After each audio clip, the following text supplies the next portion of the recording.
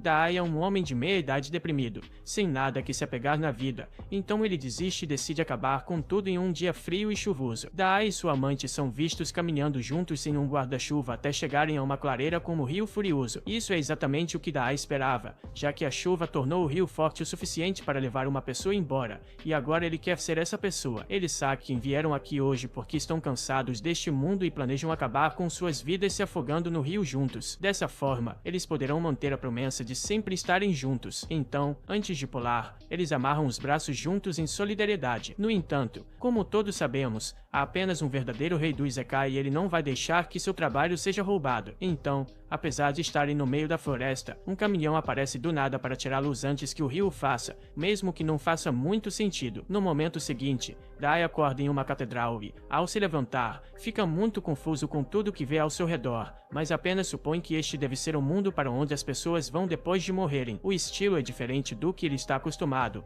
mas ele vai se acostumar eventualmente. Nesse momento, uma voz chama por ele e explica a Dai que ele foi convocado aqui como herói deste mundo. O nome da mulher é Annette e ela diz que sua tarefa é guiar aqueles que acabam aqui, para provar que este é realmente outro mundo. Ela o orienta a olhar pela janela, onde ele vê um dragão e várias outras criaturas míticas vagando pelo mundo de Zerbir. Ela diz a Dai que ele está destinado a se tornar o herói deste mundo e restaurar a luz, mas ele não parece muito feliz com isso. Ele queria uma coisa, morrer ao lado de sua amante Sakin, mas não só, ele acabou em uma aventura de fantasia em vez disso. Como Sakin nem está aqui com ele, então ele sente que quebrou sua promessa de morrer com ela. Bem, isso só significa que ele tem que tentar morrer de novo. Então Dai engole um frasco inteiro de pílulas e pacientemente espera pelo doce abraço da morte por overdose. Annette entra em pânico ao ver Dai se envenenar, então ela imediatamente começa a usar magia para desintoxicar seu corpo. Mas, à medida que Dai recobra a consciência, ele diz para ela parar de tentar salvá-lo porque isso é muito inconveniente. Ela não o ouve e pede a Dai que se levante para cumprir sua missão como salvador deste mundo. No entanto, Dai nem quer se salvar, muito menos salvar um mundo aleatório no qual ele acabou de parar. Ele nunca pediu para acabar aqui em primeiro lugar, mas isso surpreende Annette. Então ela pergunta se ele, por acaso, foi atropelado por um caminhão. Dai se lembra brevemente de um encontro com um caminhão, então Annette explica que contratou o caminhão para izekaiar pessoas para cá como parte do serviço que ela oferece. O funcionamento é simples, o caminhão encontra alguém que está deprimido ou profundamente infeliz com sua vida, por isso geralmente ele fica acampado fora de torneios de League of Legends, mas depois que ele atropela seu alvo, eles são enviados para este mundo e recebem uma segunda chance de viver uma vida feliz, e geralmente acabam se sentindo melhor. O fato de Dai ter sido atropelado significa que ele deve ter sido muito infeliz com sua vida, então ela não vê por que ele não ficaria empolgado com uma segunda chance. Embora ela possa estar certa sobre a vida antiga de Dai ser miserável, isso não significa que ele será mais feliz neste mundo. Na verdade, ele está bastante irritado que Annette e seu serviço de Isekai arruinaram o que deveria ser a conclusão perfeita de sua história. Tudo o que ele queria era passar seus últimos momentos de vida com sua amante, mas ela teve que arruinar isso para ele. Annette não acredita que Dai esteja tão chateado como ela, mas não está preocupada, pois ele certamente mudará de opinião uma vez que veja suas estatísticas impressionantes. No entanto, quando ela abre a janela de estatísticas, fica chocada ao ver que Dai possui saúde e mana incrivelmente baixas. Na verdade, sua saúde é tão baixa que ele provavelmente morreria com uma brisa forte em seu estado atual. Annette se recusa a acreditar que Dai seja tão fraco, então ela verifica se ele tem algum tipo de habilidade incrível para compensar suas estatísticas fracas, mas ao abrir a janela de habilidades, descobre que Dai não tem nenhuma habilidade, exceto depressão nível 5. Dai é basicamente um canhão de vidro, mas sem balas de canhão, então Annette não sabe o que fazer com ele, já que algo assim nunca aconteceu antes. Dai decide deixar a catedral, já que não há nada para ele ali, mas Annette sente a necessidade de compensar seu erro, então ela agarra a mão de Dai e pede desculpas por tê-lo trazido para este mundo, já que ele não deveria estar aqui. Infelizmente, ela não tem o poder de enviá-lo de volta à Terra, mas também não pode deixá-lo ir viver sozinho, pois ele não duraria 10 minutos lá fora com suas estatísticas atuais. Dai não se surpreende ao saber que é incrivelmente fraco, já que onde quer que ele vá, sempre foi um fracasso. Annette pede desculpas mais uma vez por seu erro e implora para que Dai fique na catedral por enquanto, pois não é seguro para ele sair com suas estatísticas atuais, ele acabaria sendo pego por um dragão ou algo assim, então ela acha que é do interesse dele esperar antes de fazer qualquer coisa perigosa. Dai agradece por ela se preocupar com ele, mas diz que a preocupação dela não é necessária, já que ele está apenas procurando um lugar para morrer. Ouvir isso leva Annette a pensar que ele pode realmente ser diferente de todos os outros. Quando ela começou este trabalho, estava genuinamente empolgada em guiar os heróis convocados em suas jornadas, mas como a maioria deles eram jogadores deprimidos de League of Legends, eram tão irritantes que ela acabou odiando seu trabalho. Sua tarefa basicamente se resumiu a afagar o ego dos heróis para que aceitassem a missão, mas é diferente com Dai. Quando ele está prestes a sair, Annette deixa cair seu cajado e corre atrás de Dai, implorando para ele pelo menos escolher uma profissão antes de sair, mas Dai se vira para ela e diz que não há necessidade disso, pois ele é um escritor nato e isso é tudo que ele será. Com isso, ele fecha a porta atrás de si e diz adeus a Annette, e uma vez que Dai se vai, Annette cai no chão e começa a pensar que Dai é exatamente o tipo de pessoa que ela estava esperando. Enquanto isso, Dai chega a algumas planícies do lado de fora e tenta obter direções de uma placa, mas não entende uma única palavra nela, então ele volta a tomar pílulas. Nesse momento, ele ouve uma voz dizendo que acabou de avistar um ponto de referência, então 5 pontos de experiência foram concedidos. Ele pode estar apenas chapado das pílulas, mas poderia jurar que o som veio de sua cabeça, e isso dói muito, pois ele sofre de enxaquecas, então tenta fazer com que pare. No entanto, uma música de celebração toca em sua cabeça, já que ele subiu para o nível 2, e as enxaquecas resultantes o fazem querer morrer ainda mais. Nesse momento, ele ouve uma garota gritando por ajuda nas proximidades, então ele se vira e vê a garota sendo atacada por uma árvore demoníaca. Ela percebe Dai e pede que ele ajude, pois será morta pela árvore se não escapar logo, e a árvore parece estar envolvendo-a com seus galhos cada vez mais. Dai apenas fica parado enquanto a árvore acaricia a garota e parece estar gostando do show tanto que pergunta a ela se está tudo bem ele escrever um romance sobre isso depois, mas a garota não se importa com romances e só quer que Dai resgate logo. Para seu crédito,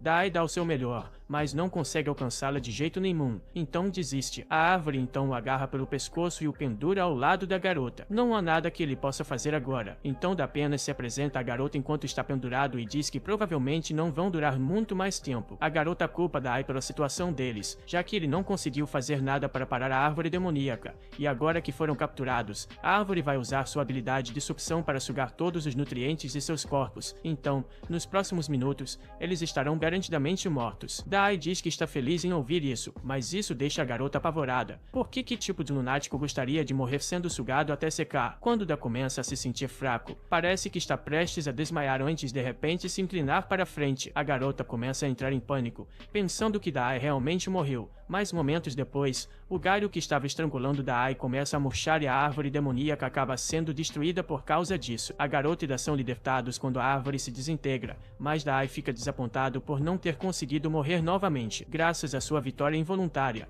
Dai sobe de nível novamente e a garota fica confusa e maravilhada porque acredita que Dai intencionalmente fez a árvore demoníaca morrer ao absorver o veneno em seu corpo, mas também acha estranho que Dai se envenenaria para começar. Ela agradece a Dai por salvá-la, enquanto também pede desculpas por chamá-lo de inútil anteriormente, mas ele não acha que fez nada de especial. Tudo o que conseguiu fazer foi falhar em morrer, e ele não está feliz com isso nem um pouco. A garota não entende por que Dai está deprimido, mas ele salvou sua vida, então ela quer sinceramente agradecê-lo. De repente, ela tem uma ideia e convida Dai para ir à sua casa para que ela possa expressar sua gratidão adequadamente, e Dai não vê problema nisso. Quando a garota estende a mão e pergunta como deve chamá-lo, ele diz que pode chamá-lo de Sensei. No entanto, ao pegar a mão dela, ele se lembra de Sakin, e isso faz se perguntar se ela também pode ter acabado neste mundo. Se for o caso, então ele pode ser capaz de encontrá-la e se reunir com seu amor. Ele finalmente encontrou uma razão para continuar vivo neste mundo, então ele se certificará de encontrar Sakin, não importa onde ela esteja no mundo,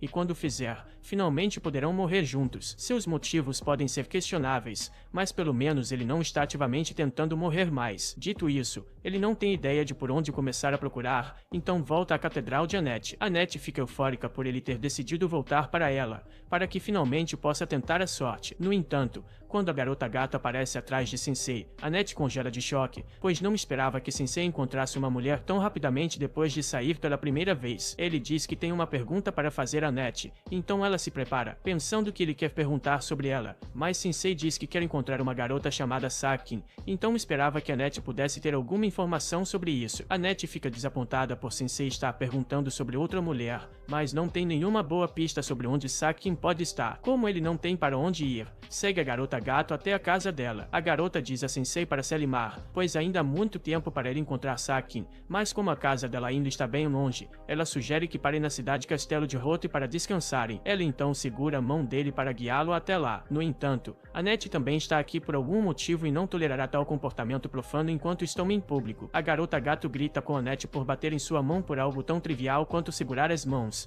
e aproveita para perguntar por que ela está aqui em primeiro lugar, já que não é normal para um clérigo abandonar seu posto e seguir pessoas até aqui. Annette não quer explicar a si mesma, mas pelo modo como ela olha para Sensei, a garota gato já pode dizer que ela está apaixonada por ele. Annette nega ter tais intenções impuras e afirma que está apenas aqui para vigiar o ultramundano fraco que ela convocou por engano. Assim que a garota gato percebe que Sensei é de outro mundo, finalmente entende o porquê ele foi tão forte quando a salvou. Annette não acredita no que a garota gato diz, pois viu as estatísticas de Sensei e pessoalmente sabe que ele tem menos saúde do que uma criança fraca. A garota gato ainda afirma que Sensei deve ser forte, já que foi capaz de derrotar uma árvore demoníaca e salvar sua vida no processo, mas isso é uma péssima notícia para Annette, pois o salvamento da vida da garota gato por Sensei é o primeiro passo para desenvolver um romance. Ela não consegue acreditar que já está perdendo sua chance para a garota gato, mas enquanto elas discutem, Sensei encontra algo muito interessante, um caixão do tamanho perfeito para ele. Então ele entra e diz que tem se sentido tonto desde que chegou aqui,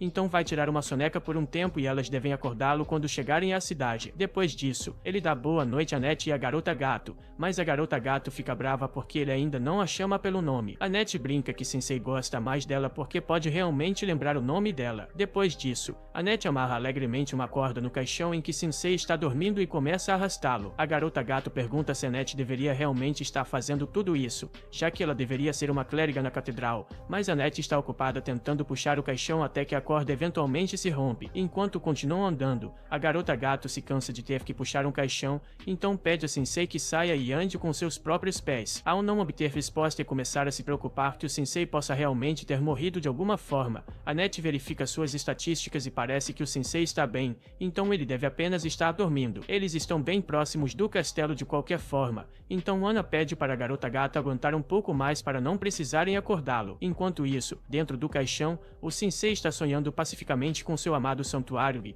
não importa onde ela esteja, ele vai garantir que a encontre para que possam morrer juntos. Algum tempo depois, eles finalmente chegaram à cidade do Castelo de Hoth. Anna e a garota gato abrem o caixão para deixar o Sensei sair. Sensei olha ao redor da cidade e agora está convencido de que não está mais no mesmo mundo. Antes de fazerem qualquer coisa, Annette diz que deveriam ir ao castelo e ter uma audiência com o rei, mas acabam deixando o caixão no meio da estrada. No castelo, o rei Thomas e sua filha Charlotte estão felizes em conhecê-los. Como devem estar exaustos de uma jornada tão longa, ele oferece a todos um descanso nos aposentos do castelo para a noite, mas, antes disso, ele adoraria ouvir algumas das experiências agradáveis de Sensei. Sensei não consegue pensar em muitas coisas agradáveis para contar, mas ele gostou do caixão, então diz ao rei que vai ensinar a ele como é dormir em um caixão. Fora de contexto, isso claramente soa como uma ameaça, mas Anna rapidamente muda de assunto e elogia Charlotte pela sua beleza. O rei menciona que Charlotte está prestes a se casar, então ele pede alguns conselhos sobre os pretendentes de Charlotte. Thomas manda chamar os homens,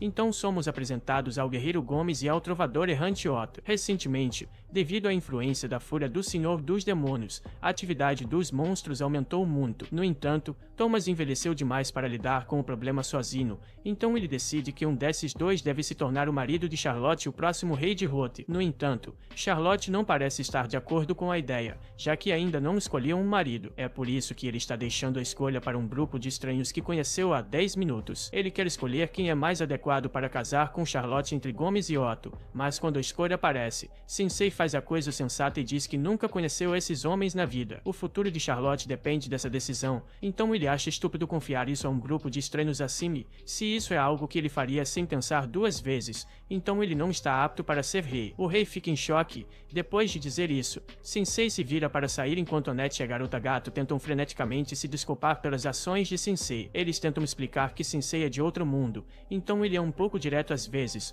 mas o rei diz que está tudo bem, já que ele não é do tipo que guarda rancor e Charlotte parece ter se interessado por ele. Naquela noite, enquanto todos os outros estão dormindo, Sensei passa o tempo olhando pela janela. Então, Anna se levanta e pergunta se ele está tendo problemas para dormir. Então Sensei diz que nunca nunca dorme bem. Ana quer aproveitar a oportunidade para aprender mais sobre o sensei, então pede para ele contar sobre o santuário, mas então ela nota um rabo saindo debaixo dos lençóis de sensei. Ela tira as cobertas e vê a garota gato dormindo nas coxas de sensei. Ela não vai tolerar tal libertinagem, a menos que seja ela que durma com sensei, então usa um travesseiro para bater na garota gato e acordá-la. A garota gato se defende dizendo que está frio e ela é parte gata, então é totalmente normal para ela se aconchegar nas pessoas para se aquecer. Enquanto Ana e a garota gato continuam discutindo sobre isso, sensei se levanta e sai do quarto por causa de todo o barulho. Quando ele sai para o corredor, nota uma bela luz, então sai para olhar o lago e, coincidentemente, Charlotte também está lá. Quando ela nota sensei, o convida para assistir ao lago com ela, já que é uma noite linda. Sensei concorda que o cenário é muito bonito,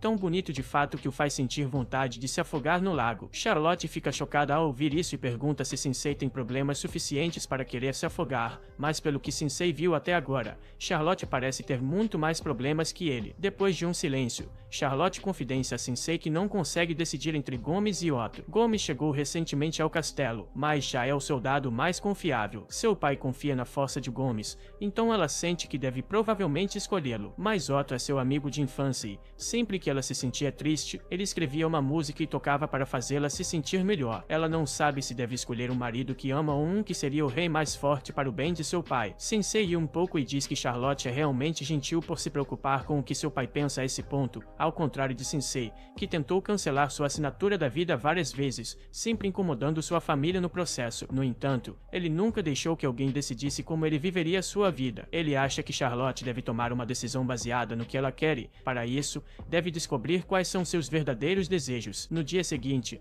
o rei Thomas chama Sensei e os outros para a sala do trono novamente e se desculpa pelo inconveniente, mas ele chamou porque Charlotte finalmente decidiu quem ela vai se casar, então quer que eles atuem como testemunhas da sua escolha. Annette acha que Charlotte certamente vai casar com Gomes, já que ela provavelmente colocará as necessidades do reino acima das suas, enquanto a garota gato acha que Otto é uma combinação muito melhor para ela. Thomas diz a Charlotte para ir até o homem que ela escolheu e dizer seus votos para ele. Então, Charlotte começa a caminhar. No entanto, em vez de se virar para Otto ou Gomes, ela agarra a mão de Sensei e diz que deseja se afogar no lago com ele. Ninguém pode acreditar no que acabaram de ouvir, especialmente Annette, que desaba no chão. Charlotte continua explicando seus motivos e depois de conversar com Sensei na noite anterior, ela pensou por muito tempo sobre quem escolher e isso a levou a perceber algo. Embora inicialmente estivesse inclinada a escolher Otto, já que ele sempre cantava para ela quando ela se sentia triste, agora ela se lembra de que ele cantava para ela mesmo quando ela não estava triste, e ele estava cantando na noite passada também, e ele nunca disse que estava apaixonado por ela, então provavelmente só queria apresentar sua nova canção para alguém, e Charlotte por acaso estava disponível para ouvir, e Gomes está fora de questão, já que ele cheira horrível. O rei pede a Charlotte que reconsidere e escolha um marido, o que parece uma coisa estranha de se preocupar depois que ela declarou suas intenções de acabar com a própria vida junto com Sensei. Charlotte responde ao rei e diz que foi uma ideia tola fazer com que ela se casasse com alguém sem perguntar sua opinião, já que ela nunca quis se casar em primeiro lugar. No final, Thomas nunca parou para considerar os sentimentos dela, mas Sensei realmente se importou com o que ela pensava e respeitou que era uma decisão dela. Sensei agora entende por que Charlotte o escolheu, mas antes que ele possa dar uma resposta, Gomes tira o capacete e diz que nunca teria pensado que sua cobertura seria descoberta por causa do seu cheiro. Ele então se transforma em sua verdadeira forma como um servo do Senhor das Trevas e diz que pretendia adquirir este reino tornando-se seu rei para eventualmente entregá-lo ao Senhor das Trevas, mas seu plano foi arruinado desde que Charlotte percebeu seu disfarce. Sensei olha para Charlotte e pergunta se ela sabia que Gomes era um demônio, mas ela não tinha ideia. Ela apenas disse que ele cheirava porque ele realmente fede. Isso significa que Gomes acabou com sua cobertura sem motivo, mas ele não quer admitir que estava enganado. Então, agora que foi descoberto, ele diz que vai matá-los todos. Esta é exatamente o tipo de situação onde uma sacerdotisa poderosa seria realmente útil, mas ela ainda está inconsciente, então a garota gato tenta acordá-la enquanto Gomes está distraído com os guardas. Infelizmente, os guardas não duram muito tempo, então a garota gato é forçada a pegar o corpo de Annette e correr para evitar ser esmagada por uma coluna. Como Annette não vai acordar tão cedo, a garota gato decide resolver a situação por conta própria e lutar contra Gomes. Ela está atualmente no nível 14, então deve ser capaz de se defender bem em uma luta. Como ela vai lutar? Otto se oferece para tocar uma música, já que ele está no nível 89 e normalmente um buff seria aplicado a ela, mas acontece que Otto está apenas tocando sua nova canção, sem nenhum efeito além de ser um sucesso de acordo com Sensei. A garota gato não tem outra escolha a não ser começar a atacar sozinha. Então,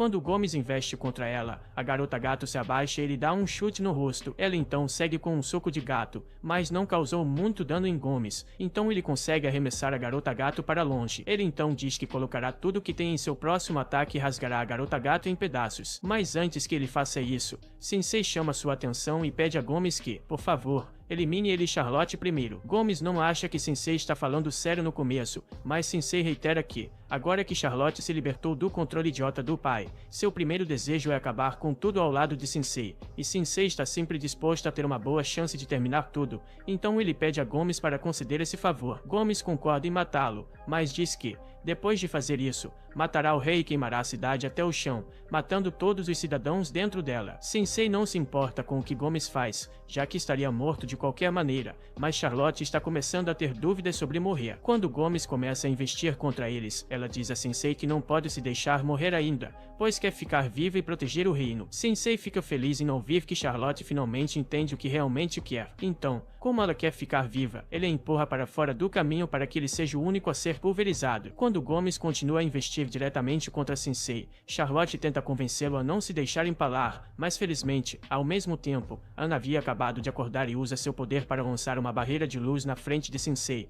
protegendo do ataque de Gomes. Ela prometeu não deixar Sensei morrer enquanto estiver ao seu lado. Assim, quando Gomes tenta romper o escudo, acaba quebrando seus chifres no processo e, agora que Gomes está indefeso, a garota gato consegue desferir um golpe que o lança contra a parede do castelo e no lago. Tanto a garota gato quanto a Annette ficam aliviadas por terem conseguido sobreviver, e, como a Annette realmente ajudou muito durante a batalha, a garota gato sente a necessidade de agradecê-la, e a Annette agradece a garota gato também por sua ajuda. As duas parecem estar se dando muito melhor agora, e Otto ainda está lá, tocando seu coração sem se importar com o mundo. Charlotte tem muito a pensar depois do que acabou de acontecer, mas de repente seu pai corre até ela e começa a implorar por perdão por não considerar seus sentimentos antes. Sensei estava certo quando disse que Thomas não está apto para ser rei e ele agora percebe que não está nem apto para ser o pai de Charlotte, então ele sinceramente pergunta a Charlotte se ela está disposta a perdoá-lo. Charlotte se abaixa e diz ao pai que o perdoa e, a partir de agora, gostaria de falar muito com ele sobre o futuro deste reino e sobre eles mesmos. Thomas está realmente feliz por ter conseguido se reconciliar com Charlotte e Charlotte está feliz que seu pai finalmente a entenda, mas tudo que Sensei consegue pensar é em como Annette e a garota gato estragaram sua chance perfeita de dar game over. Um tempo depois, Thomas reconheceu que não estava apto para governar como rei,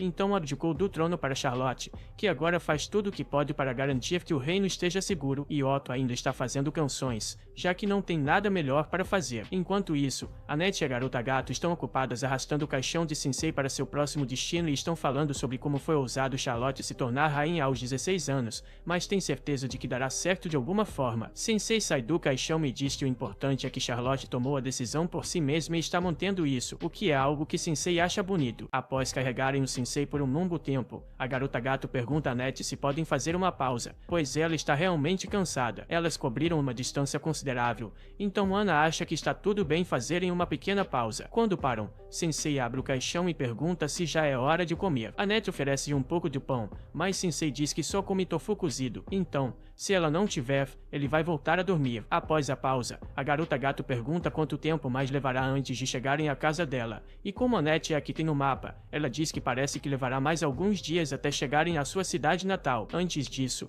Annette pede para fazer uma parada no Templo Branco. A garota gato não se importa com o atraso, mas pergunta por que Ana precisa ir lá, o que leva Ana a explicar o processo de Isekai. Normalmente, outros mundanos chegam a este mundo através de um dos 4 templos e de lá seguem para lutar contra o Lorde das Trevas, mas como o objetivo de Sensei é encontrar Sa, em vez de derrotar o Lorde das Trevas, Annette quer ir aos templos para ver se conseguem reunir alguma informação sobre o paradeiro de Sa. Se tiverem azar, podem acabar tendo que viajar pelo mundo todo, mas Annette está totalmente disposta a deixar tudo para trás por Sensei. Para ser honesta, ela não quer que Sensei lute contra o Lorde das Trevas, mesmo que seja seu trabalho convencer outros mundanos a fazê-lo. Ela apenas não quer que Sensei seja exposto a esse tipo de perigo, então a garota gato a acusa de estar apaixonada por Sensei. Ana nega qualquer intenção impura, embora seja dolorosamente óbvio a essa altura. Ela tenta afirmar que Sensei lhe deu um sopro de ar fresco quando ela estava começando a desistir de seu trabalho, então quer retribuir o favor e ajudá-lo a encontrar a pessoa que ele está procurando. E é só isso. A garota gato pergunta se isso significa significa que Annette ficaria bem com isso se descobrisse que Sai é na verdade amante de Sensei ou algo assim,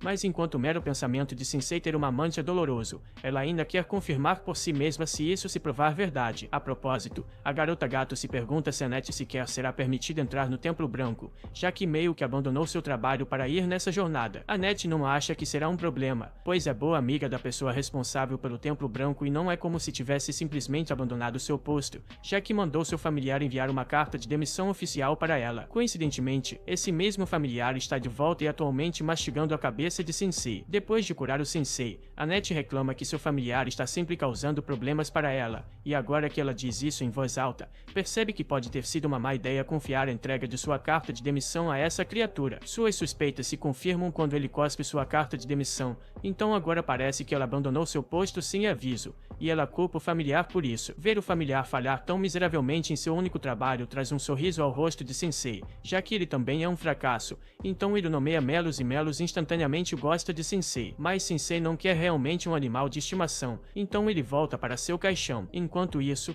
Annette está surtando com o fato de ter deixado seu posto sem aviso, então o templo provavelmente vai negar sua solicitação de seguro-desemprego mais tarde. Nesse momento, Melos começa a agir de forma estranha e, antes que percebam, ele foge. Algo claramente está errado, mas só quando um dragão desce da montanha é que eles percebem o que Melos estava tentando alertá-los. Um dragão é o monstro mais forte do mundo, então Annette não sabe o que fazer. Mas antes que o dragão ataque, uma garota aparece atrás de Annette e da garota gato e diz a Rudá para parar de atacar pessoas aleatórias. A garota então se aproxima do dragão e começa a acariciá-lo, deixando Annette e a garota gato bastante confusas, pois nunca ouviram falar de alguém conseguir domesticar um dragão antes. Elas perguntam quem é a garota, mas ela apenas se vira para elas e diz que há muitos monstros na área, então elas devem se apressar e sair antes de se machucarem. Na verdade, parece que um dos companheiros delas já morreu. Annette pede desculpas pela confusão e esclarece que Sensei está muito vivo, ele só é um outro mundano estranho que gosta de dormir em um caixão. Assim que a garota ouve que Sensei é um outro mundano, algo muda em sua cabeça, então ela remove seu manto, revelando que é uma garota dragão e diz que vai matar todos os outros mundanos. A quantidade de poder emanando de seu corpo é intensa, então quando ela dispara um raio contra elas, Annette mal consegue segurá-lo por alguns segundos com seu escudo, mas seu escudo não é forte o suficiente, pois o raio ainda causa muito dano. Elas ficam espalhadas no chão. Caindo no chão, elas percebem que o poder da garota dragão é muito superior ao delas, mas ainda estão determinadas a proteger Sensei a todo custo, então se levantam para lutar mais uma vez. No entanto, a garota dragão perdeu a paciência com a intromissão delas e usa sua intensa pressão para forçá-las ao chão. Enquanto elas estão incapazes de se mover, a garota fica sobre elas, dando a Annette uma visão clara da marca em seu pescoço, que ela reconhece como a marca do Lorde das Trevas Rebelde. O Lorde das Trevas está prestes a acabar com Annette e a garota gato, mas antes que ela o faça, Sensei se levanta e diz que não há necessidade de ela ser tão violenta com as outras. Ela disse que seu problema era com outros mundanos e isso significa que a pessoa que ela quer eliminar é ele. Ele diz que ela é livre para fazer o que quiser com ele e, como ele não está resistindo, o Lorde das Trevas concorda em deixar as outras em paz. No momento seguinte, ela perfura o peito de Sensei. Enquanto Sensei cai no chão, o Lorde das Trevas declara que seu nome é Valdelia e diz a Sensei para descansar em paz. Mas, quando ela está saindo, Sensei se levanta novamente e começa a rir do fato de que Valdelia realmente o esfaqueou. Ele pode dizer que ela está abrigando ódio em seu coração, pois ele já sentiu o mesmo e quis esfaquear alguém. Ele chegou a escrever uma carta ameaçadora na época, então sabe como é ser consumido pelo ódio. Valdelia está começando a ficar assustada a essa altura, mas Sensei continua se aproximando e toca seu rosto, atingindo-a com aquele toque de homem moribundo. Ele diz que adoraria ouvir sua história, mas Valdelia não vai cair em seus encantos tão facilmente, então chama Ryuka para tirá-la de lá antes que ela se emocione. Depois que ela se vai, Sensei colapsa mais uma vez, já que ainda tem um buraco no peito, mas Melos ainda está por perto e finalmente se torna útil, arrastando todos para o templo. Ao ver a condição precária de Annette, Isa corre para verificar, mas Annette pede que ela cuide de Sensei primeiro, pois ele está em uma condição muito pior. Isa vê que é realmente grave, então chama todas as poções de cura e sacerdotes disponíveis para ajudar a recuperar Sensei. No dia seguinte, Sensei está totalmente recuperado, mas não pode ficar assim, então a primeira coisa que faz é sair e comprar um frasco de veneno para beber. Enquanto ele faz isso, Ana agradece a Isa por toda a ajuda e diz que vai retribuir o favor algum dia. Por agora, Ana pergunta se se Isa encontrou algum outro mundano chamado Sa por acaso, mas ela nunca ouviu falar dela, então Miss assume que ela deve ter sido convocada para outro templo. Mais importante, Isa pergunta a Annette por que ela está viajando com um outro mundano de repente. Ela ficou chocada ao ouvir que Annette abandonou seu trabalho, mas também ficou um pouco aliviada, pois sabia que Annette era muito gentil para ser exposta a esse tipo de trabalho. No entanto, ela não pode apoiar a decisão de Annette de viajar com um outro mundano, pois ela deveria saber, por experiência própria, que todos eles são praticamente escória. Eles recebem dons divinos para derrotar o Lorde das Trevas, mas todos chamam seus dons de habilidades superpoderosas e os usam para coisas estúpidas, como começar uma carreira de rap fracassada. Esse idiota se chama Kotero e, infelizmente, recebeu o poder de destruir a economia mundial ao produzir em massa moedas de ouro. Ele oferece comprar o que as meninas quiserem em troca de um tempo divertido, mas Isa joga o ouro de volta na cara dele e diz para ele ir embora, pois ela está tendo uma conversa séria. Kotero era irritante, mas ajudou a provar o ponto de Isa de que outros mundanos não são boas pessoas. Ana tenta explicar que Sensei não é como os outros mundanos, mas Isa não acredita, já que o rosto de Sensei mostra que ele é uma pessoa destrutiva. Ela avisa Annette que estar perto de Sensei vai arruiná-la, mas Annette não acha que Sensei é uma má influência, pois tem certeza de que mudou para melhor desde que o conheceu. No entanto, seu argumento sobre Sensei ser uma boa influência não soa muito convincente quando ele se aproxima dela pedindo dinheiro para comprar drogas e ela alegremente lhe dá todo o dinheiro que ele precisa. Isa pensa que Annette já pode estar perdida demais e ela já está tão apegada a Sensei. Isa pelo menos quer saber que tipo de dom ele tem, mas fica surpresa quando Ana lhe diz que Sensei não tem nenhum domingo. Apesar de não ter um dom, ele ainda se colocou em perigo para protegê-la e a garota gato do Lorde das Trevas, mas essa declaração choca Isa ainda mais, pois o Lorde das Trevas foi supostamente morto há 7 dias por outros mundanos. Vemos então o trono manchado de sangue do antigo Lorde das Trevas e o outro mundano que matou o Lorde das Trevas sentado nele, e de longe, Valdeli observa, jurando vingar a morte de seu pai. Um tempo depois, Annette se encontra com a garota gato e informa sobre a notícia de que o Lorde das Trevas foi morto há 7 dias. Isa recebeu a notícia da igreja ontem, e é uma coisa maravilhosa, pois significa que finalmente chegou a paz a Zaberbir. Mas, se for verdade que o Lorde das Trevas está morto, então quem é a pessoa que tentou matá-lo antes? Ana não sabe a resposta para essa pergunta e, agora que a garota gato pensa nisso, Sensei não apareceu 7 dias atrás? Se o Lorde das Trevas já tivesse sido derrotado naquela época, então por que Sensei ainda foi convocado para este mundo? Nesse momento, Sensei rasga seus papéis e cai no chão, então a garota gato pergunta o que há de errado com ele agora. Ele explica que está tentando escrever sobre os eventos que ocorreram desde que chegou a este mundo, mas está lutando para encontrar as palavras. Annette pergunta se ele escreveu algo sobre ela, mas Sensei diz que não escreveu nada sobre ela. Na verdade, ele teve um surto de criatividade depois de conhecer Valdelia,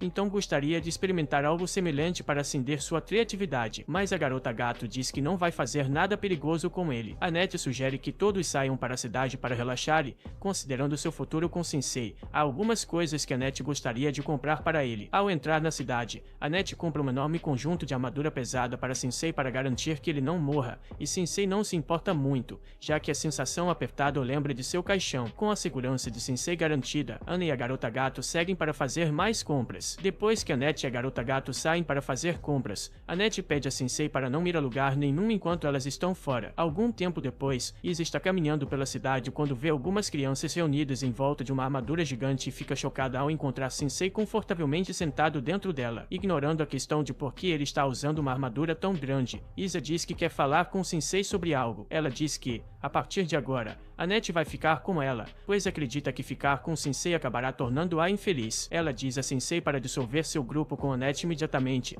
mas Sensei apenas sorri e diz que Annette é a única que pode decidir se quer ficar com ele ou não, então não cabe a Isa decidir por ela. Além disso, como Isa pode ter tanta certeza de que Sensei tornará Annette infeliz quando ela não sabe nada sobre ele? O fato de ele ser um outro mundano é toda a prova que ela precisa para saber que Annette ficaria melhor sem ele. Nesse momento, Isa ouve um som perturbador e, ao investigar, encontra Kotero apresentando outro mundano, Suzuki, para as pessoas. Suzuki diz à multidão que o Lorde das Trevas finalmente foi derrotado, então todos começam a aplaudir os outros mundanos que lhes deram a liberdade do Lorde das Trevas. Suzuki corrige a multidão, pois ele não chamaria isso exatamente de liberdade, é mais como se estivessem sob nova gestão. Ele declara que, a partir de agora, este mundo será governado pelos outros mundanos e que Suzuki assumirá o controle desta cidade, exigindo que todas as pessoas se ajoelhem diante dele. Nesse momento, Kotaro vê Annette e diz que ela é uma das elfas que jogou moedas na cara dele. Então Suzuki se levanta e grita com ela por ousar prejudicar um ultramundano, prometendo que ela nunca mais fará algo assim novamente. Annette denunciou que foi o elfo quem a agrediu violentamente. Diante disso, Suzuki se aproximou do clérigo, questionando como ela poderia agir contra um herói que trouxe paz de volta a Zerbir. Ao chegar perto dela, o transferido colocou a mão na cabeça do elfo e pediu para ela ser uma boa menina. Pouco depois, em meio à cidade em chamas de Veil, Sensei encontrou inspiração para escrever sua obra-prima. Aconteceu que Suzuki usou uma habilidade para transformar Annette em um animal de estimação, o que causou mutações em algumas partes do corpo do elfo, como seus olhos, que adquiriram contornos escurecidos. Ser usou seu app para zombar do fato de que quanto mais pura a pessoa, mais fácil ela cai nesse feitiço, o que era o caso da vítima. T confronta o rapper, mas Suzuki usa a mesma técnica na mulher gato, domesticando-a como fez com sua companheira. Com isso, o humano se vangloria do poder dessa habilidade, alegando que ninguém é capaz de escapar dela. Emergindo da multidão, Usha avança para confrontar o transferido, afirmando que não foi assim que ela ensinou Suzuki a usar seu dom, declarando que a cidade de Veil não se curvará aos caprichos do humano. Todos os habitantes se juntam ao coro da sacerdotisa e se levantam contra o opressor. Vendo isso,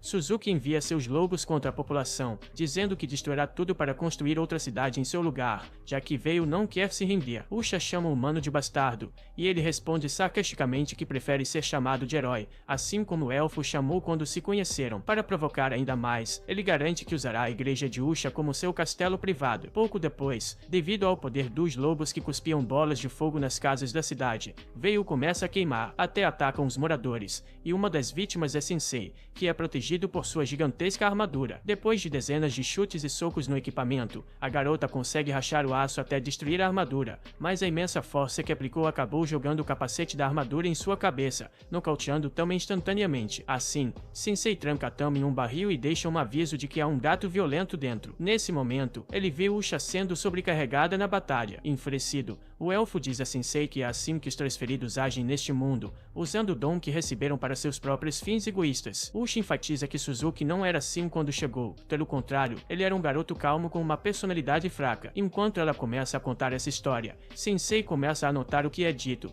pois esse tipo de personagem o intriga. Por essa razão, o autor pergunta para onde o transferido foi, e Usha diz que ele se dirigiu para a igreja, mas lembra ao escritor que ele não tem um dom, portanto, não terá chance contra Suzuki. Independentemente disso, tudo o que Sensei quer é escrever sua obra-prima, algo que sentiu ser compelido a fazer. Não querendo deixar o homem ir sozinho, Usha o acompanha. Ao chegar ao portão da igreja, Sensei fica encantado com a beleza e a grandeza que este lugar exala. Por outro lado, Usha não consegue entender como esse homem pode ser tão despreocupado, já que o transferido possui poder sobre-humano, então seria sensato ter um plano antes de entrar na igreja. Dito isso, Sensei pega um frasco de veneno e bebe tudo. Usha estava pensando em se aproximar silenciosamente pela porta dos fundos, mas o humano já havia aberto a porta naquela altura. Lá dentro, Sensei admite que está interessado na história de Suzuki e adoraria escrever um romance baseado no que o transferido vivenciou. Diante dessa declaração, Suzuki se torna ainda mais arrogante, tendo um autor querendo escrever sobre seus feitos heróicos em outro mundo. No entanto, Sensei observa que é exatamente o oposto. A história é sobre um homem que ganha mais poder do que merece e acaba sucumbindo à sua própria ganância. Insultado, Suzuki promete não deixar isso impune, então ele ordena que seus lobos matem os intrusos. Vendo que Sensei não vai mover um dedo para impedir sua morte, Usha avança e dispara raios de luz para matar alguns lobos, mas um deles agarra o cajado mágico da clériga com os dentes, gerando a da luta. Com isso, Suzuki ordena que os outros lobos atirem chamas no escritor, e desta vez Usha não pode fazer nada. No entanto, quando as bolas de fogo se aproximam, Sensei as desvia usando o capacete da armadura que ele vestia, jogando as chamas de volta nos atacantes e causando uma grande explosão. O capacete revela então que na verdade era Milos desviando os feitiços, como Annette havia dito que a armadura era capaz de desviar feitiços de primeiro nível. Depois que as chamas se dissipam, Seru começa a se preocupar que esses inimigos não sejam tão fracos quanto ele pensava, mas Suzuki o lembra de que ele ainda tem uma carta na manga, o Lobo Gigante. Sem demora, o transferido usa seu pet número 1 para morder Sensei, o que de fato acontece. A mordida tira sangue do ombro do homem até que o veneno se espalha pelo corpo do animal, matando-o instantaneamente. Enquanto Usha cura o humano, Seru entra em pânico tirânico com o que testemunhou e foge de lá. Usha exige que o transferido se renda, mas Suzuki ainda não acabou, pois ele guardou sua grande carta na manga para o final. Assim que ele ordena que a Annette ataque, o elfo pega uma adaga e investe contra Usha, que nunca imaginou que isso aconteceria um dia. A sacerdotisa se recusa a lutar contra sua amiga, então pretende recuar, mas Sensei tem uma ideia melhor enquanto assume a liderança na luta, dizendo a Usha que a Annette é mais forte do que imagina. Suzuki ri da atitude do escritor, acreditando que sua habilidade de domesticação não pode ser anulada, mas Sensei está certo de que o elfo ainda pode escolher seu próprio destino, e não é Suzuki quem vai ditá-lo para ela. Com o pescoço contra a lâmina de Annette, Sensei afirma que sua companheira não é um pássaro em uma gaiola. Ao ouvir essas palavras, o elfo segurou a lâmina com sua própria mão, como se estivesse em uma luta interna entre decapitar um humano ou poupá-lo. Perdendo a paciência, Suzuki reforça seu comando usando Mora, causando dor física a Annette devido ao conflito interno. Dentro de sua consciência, ela se sentia como um pássaro em uma gaiola até que Sensei apareceu para dizer algo que a encorajou a enfiar a adaga em sua própria perna. Tendo feito isso, ela desmaia, e Sensei a segura antes que ela caia. Ela então volta ao normal, para o alívio de Usha. Falando nisso, Sensei pede a sacerdotisa para curar sua amiga, o que ela faz enquanto lembra quando o humano afirmou que Annette não era tão fraca quanto Usha pensava. Suzuki deixa cair sua máscara de arrogância e revela um medo real ao ver sua principal habilidade ser desmantelada bem na frente dele. Impulsivamente, ele pega a adaga no chão e quase tira a própria vida com ela. No entanto, Sensei o impede, pois precisa do garoto vivo para terminar seu livro. Falando nisso, o autor questiona Suzuki sobre sua história para continuar seu projeto. Querendo ou não, essa pergunta leva o garoto de volta ao seu passado na Terra, onde era um garoto fraco que não conseguia enfrentar o bullying que sofria, suportando abuso verbal e físico quase diariamente. Suzuki era tratado como um animal de estimação por crianças mais velhas, como um cachorro maltratado que não podia fazer nada além de ficar lá e levar a surra. A propósito, a maneira como ele descreve sua condição é uma maneira de explicar seu dom em Zerbir, que lhe permite controlar outros seres. A única saída que Suzuki viu foi acabar com a própria vida, mas ele nem teve coragem para isso. Sua vida estava cercada pelas consequências de sua covardia diante da crueldade das pessoas, e nesse ambiente ele sentia que ninguém poderia ajudá-lo de qualquer forma. Então, um dia, Suzuki foi atropelado pelo caminhão que o trouxe para Zerbir. Neste mundo, ao contrário da Terra, onde ele era um sofredor miserável, agora é um herói com a responsabilidade de salvar este lugar do domínio tirânico do Rei Demônio da Ira, usando um dom que o tornou extremamente poderoso. Com o passar do tempo, Suzuki se adaptou ao ambiente e sua habilidade de domesticação eventualmente trouxe lobos selvagens para seu lado para serem seus companheiros. Mesmo assim, apesar da promessa de ser um herói neste mundo, Suzuki não foi tratado como tal. Pelo contrário, os habitantes de Zerbir eram tão maliciosos quanto os humanos na Terra. A diferença agora era que o garoto tinha o poder de reagir e ele não deixaria essa oportunidade escapar. Em qualquer caso, Suzuki não acredita que tenha feito algo realmente errado, porque em sua mente, não importa em qual mundo ele habite, ele sempre será um ninguém sem determinação, como é agora. Depois que o transferido conta sua história, Sensei fica satisfeito por concluir seu romance baseado em Suzuki, um homem fraco que esperava viver como um herói em outro mundo, mas não conseguiu nem mesmo se tornar um vilão devido à sua própria fraqueza. Por isso,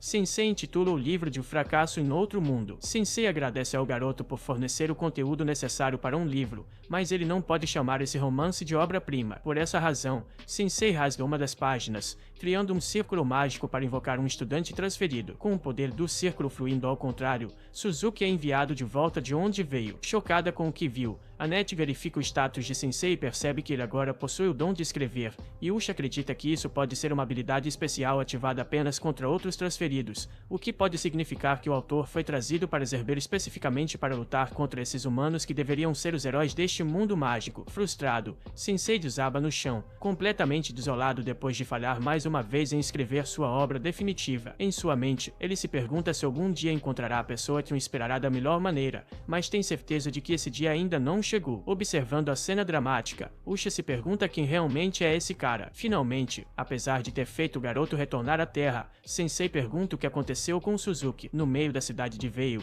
os lobos que antes eram domesticados pelos estudantes transferidos perderam seus colares imaginários e agora estavam livres para partir. Da mesma forma, Tama não era mais um animal de estimação de Suzuki, emergindo de dentro de um barril. Depois de toda essa confusão, ela fica apavorada, sem entender nada do que aconteceu. Enquanto isso, Usha dá a Sensei o que ele mais queria, um caixão novo, com artesanato impecável e detalhes dourados que combinam com o intenso preto do objeto. Depois disso, Usha conversa com Annette sobre como esse humano pode desempenhar um papel importante em Zerber e que sua jornada certamente será muito difícil e dolorosa. Annette pensa que a sacerdotisa vai impedir que ela acompanhe o homem, como fez da primeira vez. No entanto, agora Usha insiste que sua amiga fique ao lado de Sensei, precisamente para protegê-lo dos males que virão neste mundo. Com tudo isso em mente, antes de Sensei partir, Usha pergunta a ele se Suzuki se tornou assim porque ganhou mais poder do que merecia, mas o autor não tem certeza se essa foi a principal razão. De qualquer forma, Usha teme que o jovem retorne a uma vida miserável em seu mundo original, mas Sensei não acredita que Suzuki repetirá a mesma história que viveu até agora. Cabe a ele decidir se escreverá sua obra-prima ou não,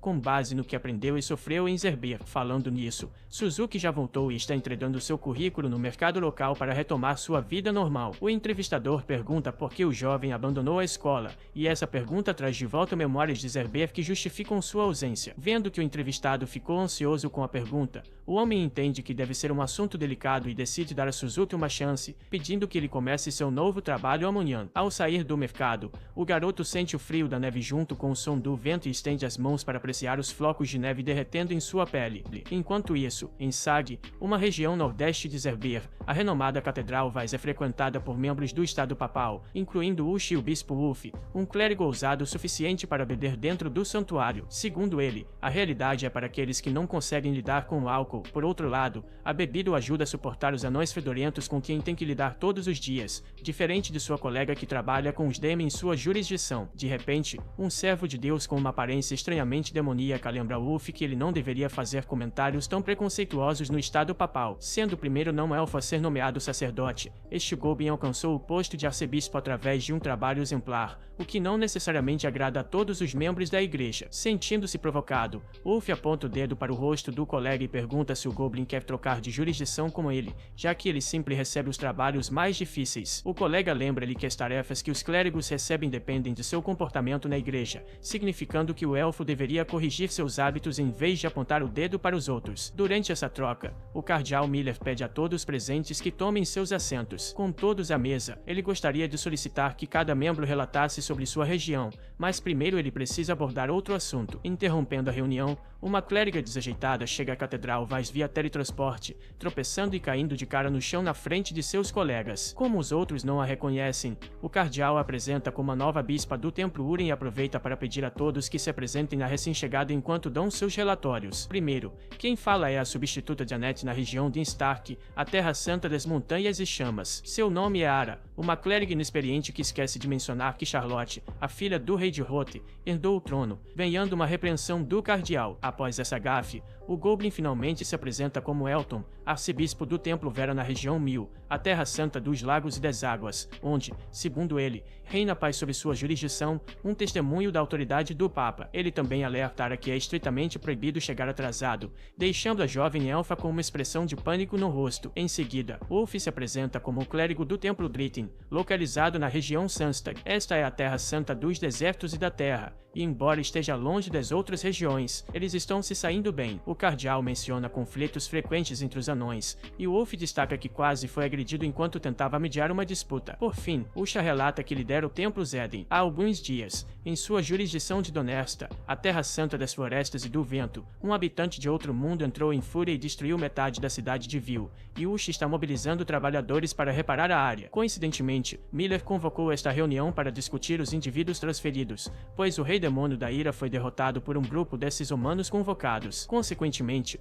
o Papa decidiu selar os círculos mágicos que conectam outro mundo a Sberg, para impedir a convocação de mais indivíduos transferidos. Com essa notícia, Elton expressa alegria em ver seu povo livre do Rei Demônio, enquanto Ulf fica feliz por se livrar dos humanos. No entanto, Miller anuncia que essa história está longe de terminar, pois os 7 indivíduos transferidos que derrotaram o Rei Demônio da Ira tomaram as terras dos demônios para si mesmos. Recentemente, o Papa recebeu uma declaração dos 7, afirmando que usariam seu poder para transformar Sberg numa utopia. Esta situação foi um verdadeiro golpe para o Papa, que acreditava que os indivíduos transferidos eram anjos enviados para salvar este mundo. Essas criaturas, antes consideradas crianças pela autoridade papal, agora o veem como presa. Em outras palavras, foi declarada uma guerra entre os indivíduos transferidos e a Igreja Mundial de Elon, enquanto esses verdadeiros anjos caídos começam a mostrar suas garras em várias regiões do Reino Livre. Da mesma forma, Vgia, a filha do Rei Demônio da Ira, não pode ser ignorada por possivelmente nutrir um forte desejo de vingança. Diante desses eventos, Miller anuncia que Zerber entrou em uma nova era,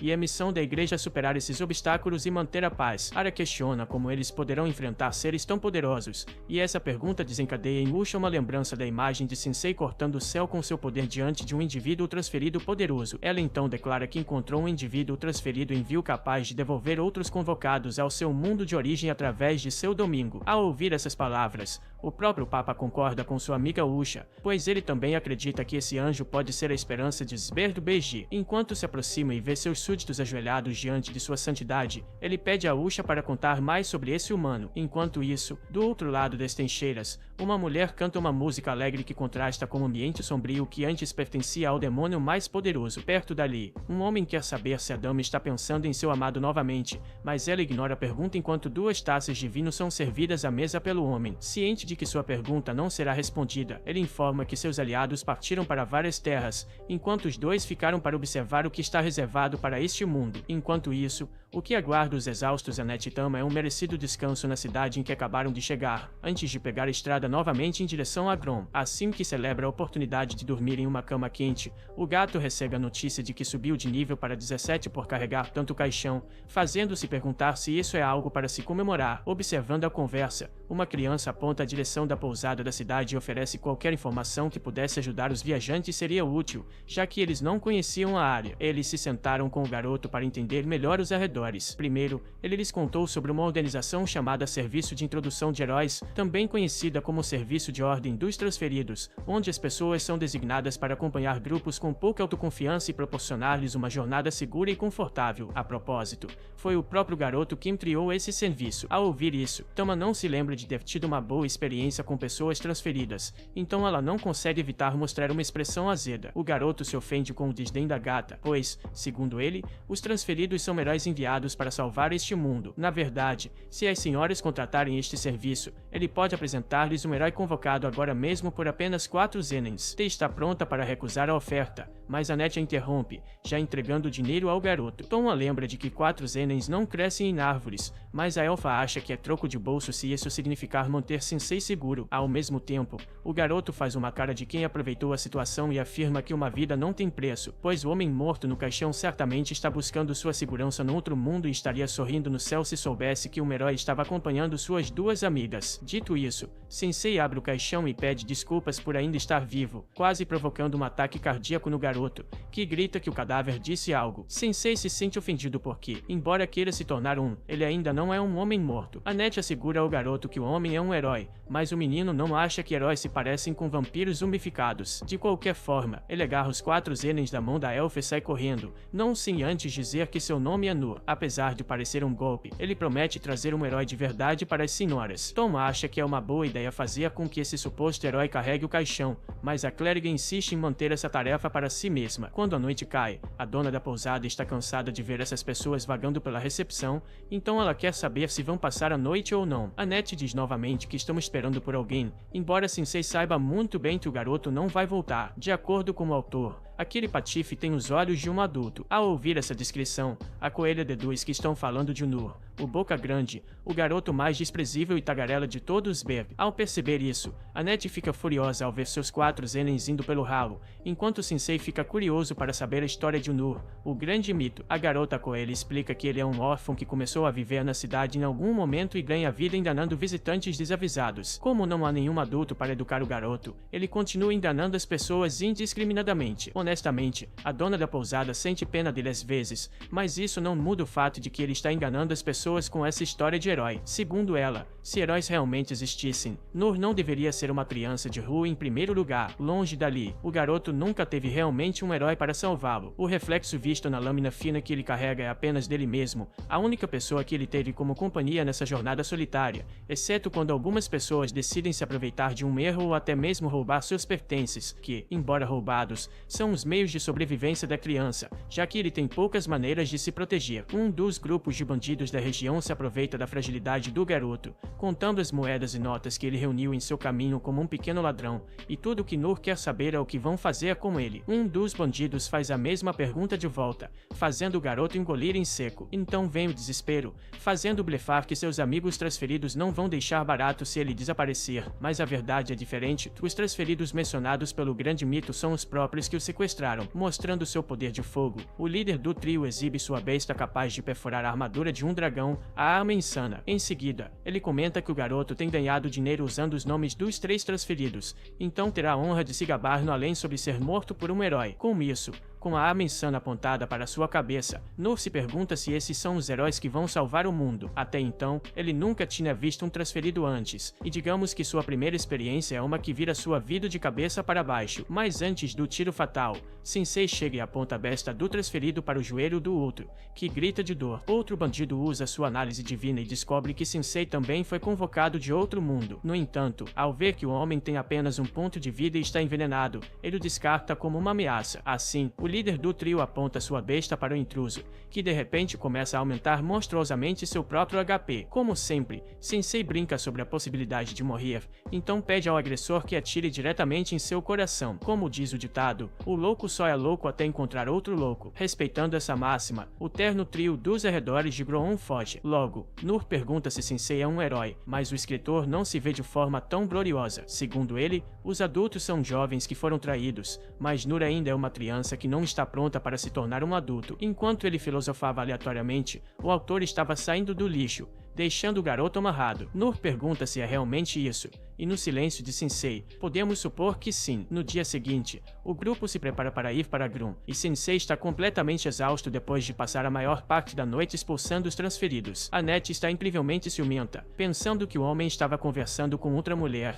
especialmente quando ele confessou que foi uma noite muito agradável. De repente, Nur, o grande mito, é descarado o suficiente para mostrar seu rosto na frente daqueles que ele roubou ontem, mas ele assegura que não mentiu para ninguém, pois, como todos se lembram, ele prometeu apresentar-lhes um bravo guerreiro, e esse herói está bem na frente deles. Conforme Sensei caminhava, o desejo de chutar o balde se tornava mais forte. A vontade era tão intensa que assustava o garoto Nur, que desesperadamente tentava alertar os companheiros de viagem que o escritor estava nas últimas. Eles entenderam a mensagem, mas continuaram agindo como se nada tivesse acontecido, já que conheciam bem o cara. Na verdade, Tom usou a fachada de herói bravo de Sensei para fazê-lo puxar o caixão do vivo. Após algum tempo, chegaram à terra natal de T. Groom. A Katif ficou encantada por estar de volta e foi na frente prometendo levar todos para dentro. No entanto, em vez de ser recebida com fogos de artifício como ela havia imaginado, os guardas locais apontaram suas lanças para o grupo ao verem T e jogaram todos na prisão. Por algum motivo, Tama foi separada do restante do grupo,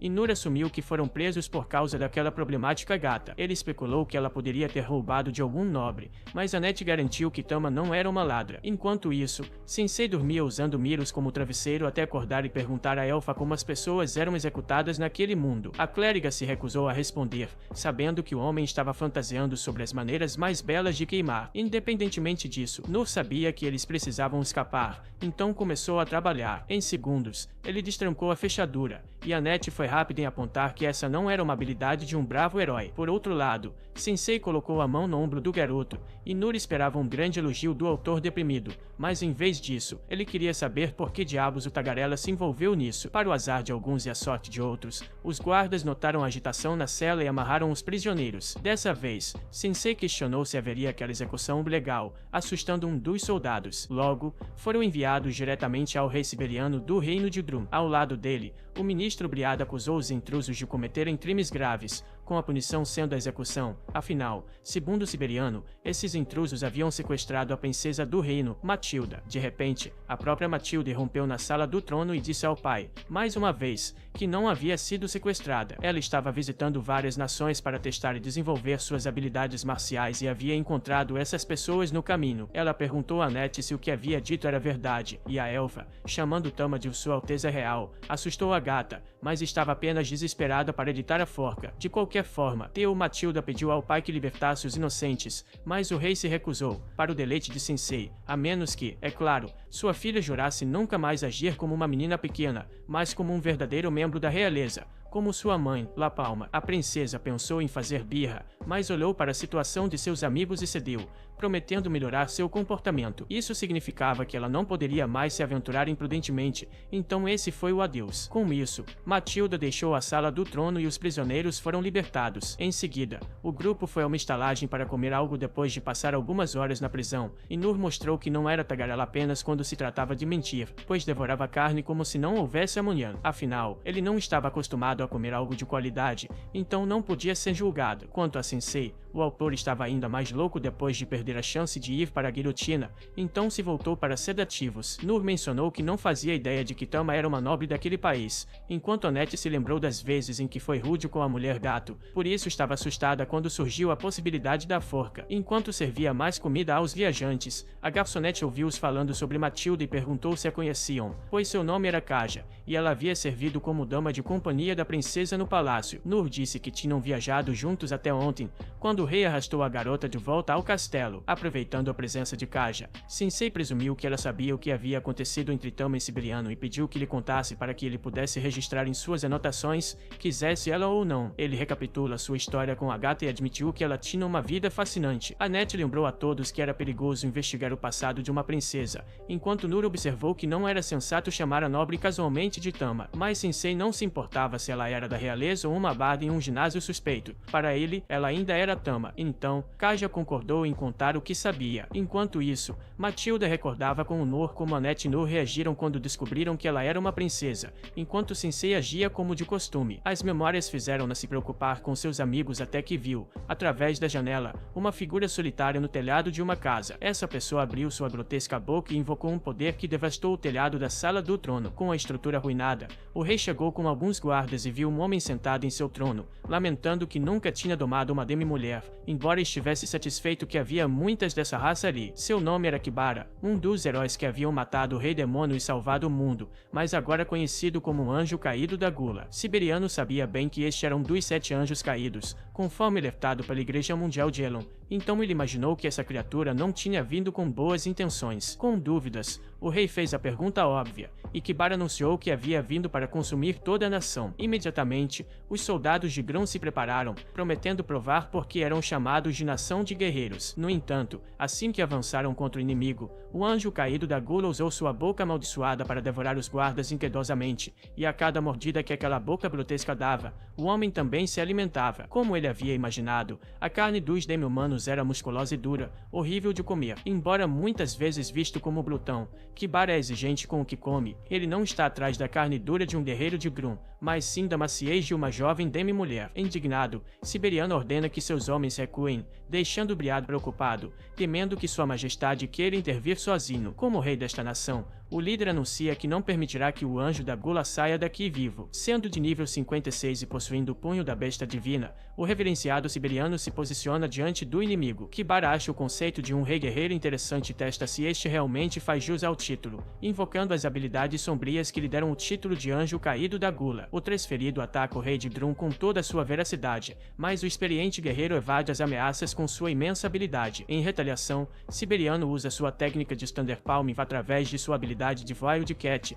lombando do líder Kibara. Certamente, essa habilidade mataria um homem comum, mas Kibara, que havia devorado golems, transformou seu corpo em uma armadura. Em resposta, Siberiano removeu suas pulseiras e cerrou o punho para conjurar sua técnica suprema. Mesmo assim, o transferido Kibara não mostrou medo, e o rei avançou contra o oponente. Nesse momento, Tama apareceu e chamou seu pai. Kibara rapidamente percebeu que estava diante de uma jovem demi, e a princesa reconheceu o homem do telhado. Tama se preparou para lutar, mas seu pai a mandou recuar, dizendo que ela não poderia substituir Leon. Foi então que Kaja mencionou que Matilda tinha um irmão gêmeo que herdaria o trono, chamado Leon. O povo de Grom acreditava que a civilização teria paz e prosperidade sob o governo do valente Leon e da gentil Matilda. No entanto, há 10 anos, uma tempestade atingiu o reino e, durante uma noite, ao retornar ao castelo, o príncipe Leon e a rainha Lalama foram vítimas de um deslizamento de terra. Com a morte deles, o rei tornou-se recluso e deprimido por muito tempo. Matilda viu seu pai sofrer e não sabia o que fazer até que confiou em sua fiel criada Kaja, que decidiu tomar o lugar de Leon como o herdeiro guerreiro que ele sempre quis ser. Porém, em vez de acalmar a mente do rei, essa decisão só trouxe conflitos entre pai e filha, e as consequências disso são vistas até hoje. Durante a batalha, Siberiano afirma que as habilidades de Matilda são inúteis, o que enfurece a jovem, fazendo-a atacar imprudentemente. Kibara lança sua boca monstruosa contra a garota, e Siberiano salva sua filha ao custo de perder parte de um braço para aqueles dentes afiados. Kibara zomba do amor do pai por sua filha, lamentando que Siberiano não possa mais usar sua técnica suprema sem o braço que acabou de perder. O anjo faz questão de enfatizar que acabou de mastigar o membro do rei. Furiosa, Tama investe contra Kibara novamente, então Briada agarra a princesa antes que ela possa ser morta e foge com ela agora inconsciente. Coincidentemente, ao chegar ao centro da cidade, o ministro encontra os viajantes que trouxeram os ais e os avisa de que um transferido está atacando o Grum. Nesse momento, uma explosão ocorre, alertando toda a população. Quando todos olham para a cena, a poeira se assenta, revelando o rei siberiano acorrentado e ajoelhado diante de todos. Kibara se apresenta como o novo rei desta terra e anuncia que não será um governante opressor, mas precisa satisfazer seu desejo de consumir a carne demi que vive ali,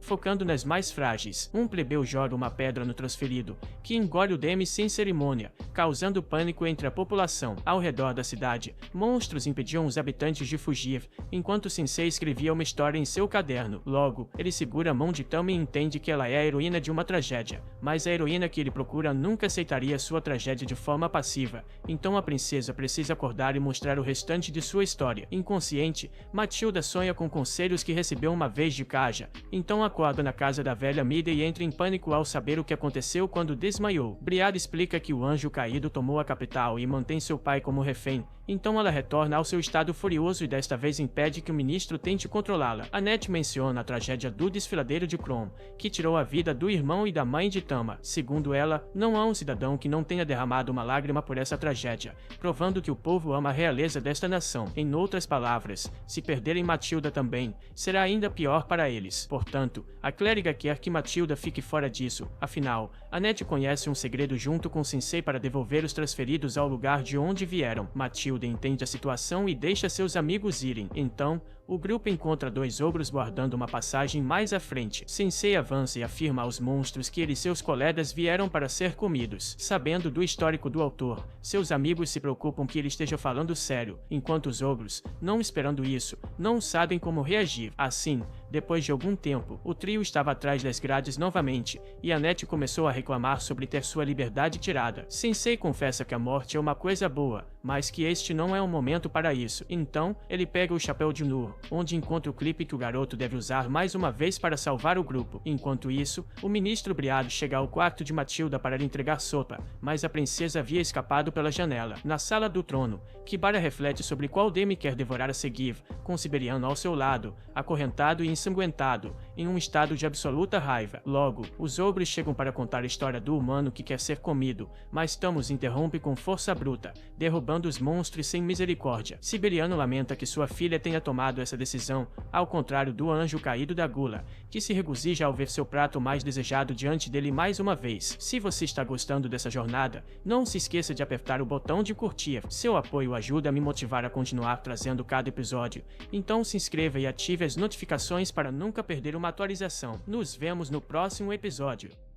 Ela disse para Tama voltar para a cozinha com sua mãe, onde elas pertencem. De repente, Tama desperta para a realidade e jura a si mesma que vai provar sua força para todos naquele dia. Enquanto isso, Kai está extremamente feliz em vê-la, pois já sabia que ela viria até ele por conta própria se ele usasse seu pai como isca. Ele finalmente se levanta de seu trono e caminha em direção a ela, afirmando que gosta de brincar com sua comida, e imediatamente chuta o demônio caído perto dele em direção a Tama, que mal consegue desviar, horrorizada com a força de Kai. Para sua surpresa, isso era apenas uma distração, pois Kai consegue se aproximar e dar um golpe devastador nela, jogando-a contra a parede. Ela fica chocada com isso, pois essa é a habilidade de seu pai, enquanto Kai ri como o terrível vilão que é, afirmando que sua habilidade secreta é a gula, o que lhe permite usar os poderes de qualquer pessoa depois de prová-la. Agora ele vai despedaçá-la usando as habilidades de seu próprio pai antes de devorá-la viva. Enquanto isso, Osamu e seu grupo conseguem escapar da prisão e vadam pelos corredores do palácio. Annie se pergunta se Osamu tem um plano, mas em vez de ir para a sala do trono, ele entra em um quarto diferente,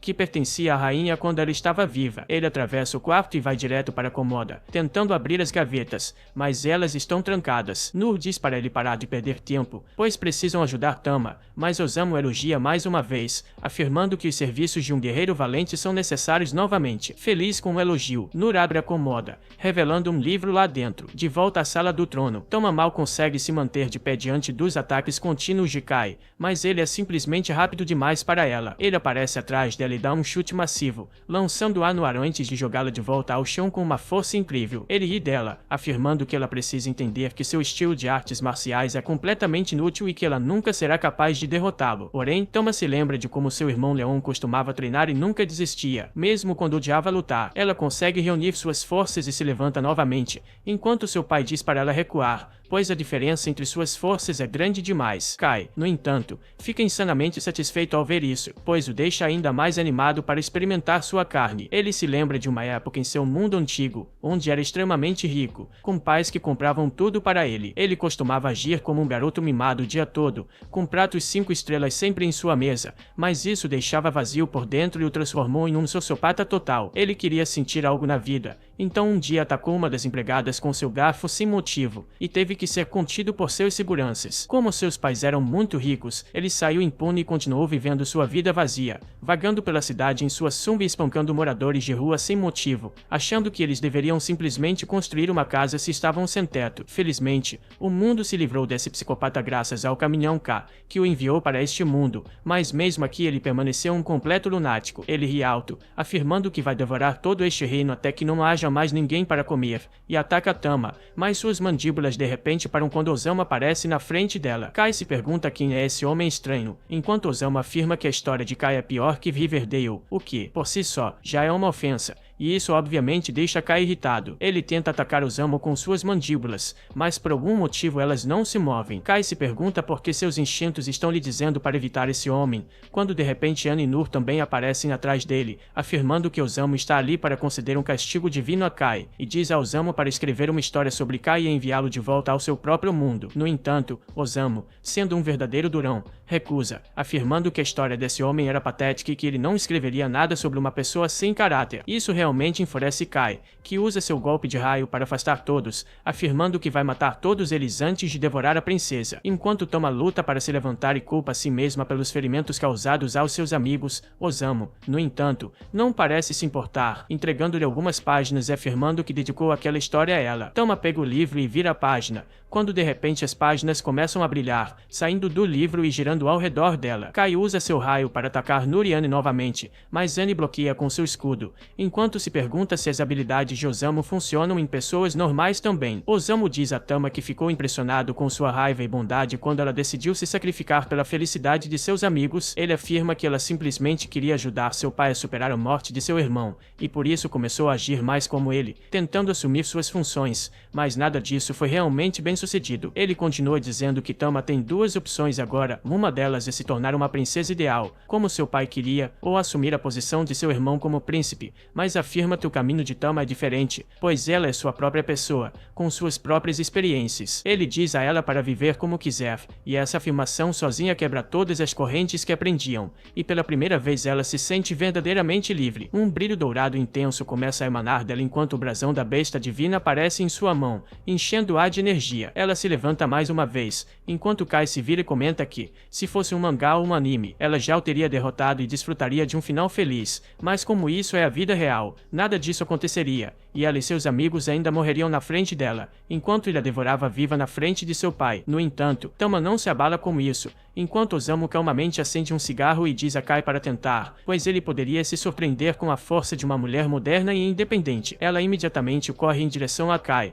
que tenta afastá-la com um choque, mas Tama encontra uma abertura e o soca para trás. Isso surpreende, e antes que ele pudesse se recuperar, ela o cabeceia como uma cabra, deixando-o ainda mais furioso enquanto tenta lançar um ataque massivo. No entanto, Tama está em sua zona e avança com uma habilidade especial conhecida como as 100 presas, que cria vários cortes no corpo de Kai, que cai no chão, morto em sua própria poça de sangue. Tama também cai devido à exaustão, enquanto seu pai a segura e Anne corre para curá-la. Osamu caminha até o rei e lhe entrega o livro que pertencia à sua esposa, e o rei agradece a Osamu por sua ajuda. Osamu diz para ele agradecer a própria filha, pois foi ela quem fez tudo, e ele simplesmente escreveu uma história que achou interessante. De repente, para surpresa de todos, o corpo corpo de Kai começa a flutuar no céu, enquanto ele é ressuscitado como uma estranha abominação demoníaca centopeia. Até ele mesmo fica surpreso com isso, mas se lembra de que comeu a carne do antigo rei demônio quando o mataram, e por causa disso ele agora se tornou um demônio ainda mais forte do que antes. O rei se pergunta se este é o fim para eles, já que nem mesmo Tama está em condições de lutar mais, mas antes que Kai pudesse atacar, ele tem sua cabeça cortada pela filha do antigo rei demônio, chamada Wald. Todos ficam chocados ao vê-la ali, enquanto o rei se pergunta o que diabos está acontecendo hoje, mas Wald não parece se importar com eles e simplesmente caminha até Kai, que a reconhece e começa a zombar dela, afirmando que seu pai era muito saboroso. Isso a irrita, e ela usa um feixe de magia negra que atravessa sua cabeça em metade do telhado, matando-o imediatamente. Tama e os outros imediatamente se colocam em posição defensiva, esperando um ataque, enquanto Osamu aparece atrás do demônio, sem nenhum medo, perguntando Wald fica chocada ao ver Osamu, pois achava que ele havia morrido depois que ela o atacou da última vez, mas ela simplesmente recua por enquanto e pula de volta em seu dragão, prometendo matá-lo na próxima vez que se encontrarem. A noite finalmente termina e, algumas semanas depois, Osamu e seu grupo decidem deixar o Reino das Feras para continuar sua jornada, mas, infelizmente para eles, Tama decidiu ficar para ajudar seu pai no castelo. O rei percebe que Tama não foi feita para a vida de uma princesa, pois, como uma garota travessa e aventureira, ela não consegue ficar parada e está sempre procurando aventuras. Então, ele decide deixá-la ir e permite que ela se junte novamente a seus amigos em sua aventura. Ela corre alegremente para fora e encontra o caixão de Osamu sendo arrastado por Nur, que não é muito bom nisso, mas fica feliz ao ver que Tama está de volta para ajudar a arrastar aquele caixão idiota para a próxima aventura. Se você gostou deste vídeo, não se esqueça de se inscrever e conferir este novo anime sobre um humano que se esconde e se torna o líder mais forte do exército demoníaco. Agora, depois de alguns dias de viagem com o grupo, Tama aponta a maior árvore da região de Sber, conhecida como a Árvore do Mundo de Grum. Sensei comenta sobre sua vitalidade transbordante, enquanto Annette acrescenta que, por mais vezes que passe por ali, seu espírito sempre se renova. A garota gato faz uma piada sobre os comentários, e Nu rapidamente a lembra que os elogios não eram para ela. O clérigo explica ao escritor que esta é uma árvore sagrada que protege Sber e concede proteção a todos que a visitam. Perto dali está a pacata vila de Tu, onde as pessoas vivem uma vida simples, em harmonia com a natureza. Finalmente, o elfo sugere que parem para fazer uma oração por uma jornada segura, mas Tate, que estava tentando contar toda a história da árvore sozinha, perde a paciência com a conversa dos amigos e se lança sobre eles. Poucos minutos depois, eles chegam à placa de boas-vindas de Tu, e embora pensassem que poderia ser uma espécie de vila hippie onde todos aplaudem o sol, a realidade estava longe disso. O lugar era um enorme cassino para os transferidos, que orgulhosamente perdiam seu dinheiro e se esfaqueavam uns aos outros sem o menor remorso. Nur havia imaginado algo diferente para essa vila. Enquanto Sensei explica que a água toma a forma do recipiente, então deve haver uma razão para Tu ter se tornado assim. A propósito, com seus sedativos acabando, o autor pergunta se há uma árvore sagrada por perto onde ele possa se enforcar. Annette sugere que falem com o prefeito, enquanto Sensei come pedrinhas do chão para conter seu desejo por sedativos. Mais tarde, eles perguntam ao prefeito o que está acontecendo com a vila, e ele explica que, há alguns meses, alguns dos transferidos que vieram ver a Árvore do Mundo começaram a viver ali. Eles construíram um salão de jogos, e atraiu os piores tipos de todos os lugares, roubando assim o estilo de vida simples e tranquilo de Tu. Para ilustrar seu ponto, o prefeito pega uma folha da Árvore do Mundo e mostra que não só esta, mas todas estão enfraquecendo com o tempo, um sinal de que o espírito da árvore está triste. Por essa razão, o velho pede que os viajantes possam restaurar a paz na vila. Então Sensei tenta negociar um novo pote de sedativos em troca de alguma ajuda. Ouvindo a conversa, Yamada, um cavaleiro com uma armadura luxuosa e brilhante, se oferece para resolver a situação. Dado tudo o que passaram com os transferidos, o grupo permanece em alerta, e o cavaleiro entende a desconfiança deles, mas garante que é diferente dos outros. De joelhos, Yamada declara que busca apenas a paz e pede permissão para salvar a Árvore do Mundo, enquanto Annette tenta motivar Sensei para a missão, apontando que encontraram um aliado importante, apenas para perceber que o homem havia simplesmente desaparecido da área. Não muito longe, ele caminha com as costas retas e pulmões cheios de ar, o que significa que precisa fazer algo a respeito, porque ter um corpo saudável é a última coisa que ele quer. Um pouco mais adiante, ele encontra uma árvore oca emitindo fumaça e sente que este lugar exala imoralidade, então ele imediatamente se lança em sua alegria. Lá dentro, há um grupo de transferidos exalando fumaça, então ele se alegra com a atmosfera insalubre e corrupta deste buraco. Ele pede uma tragada a qualquer um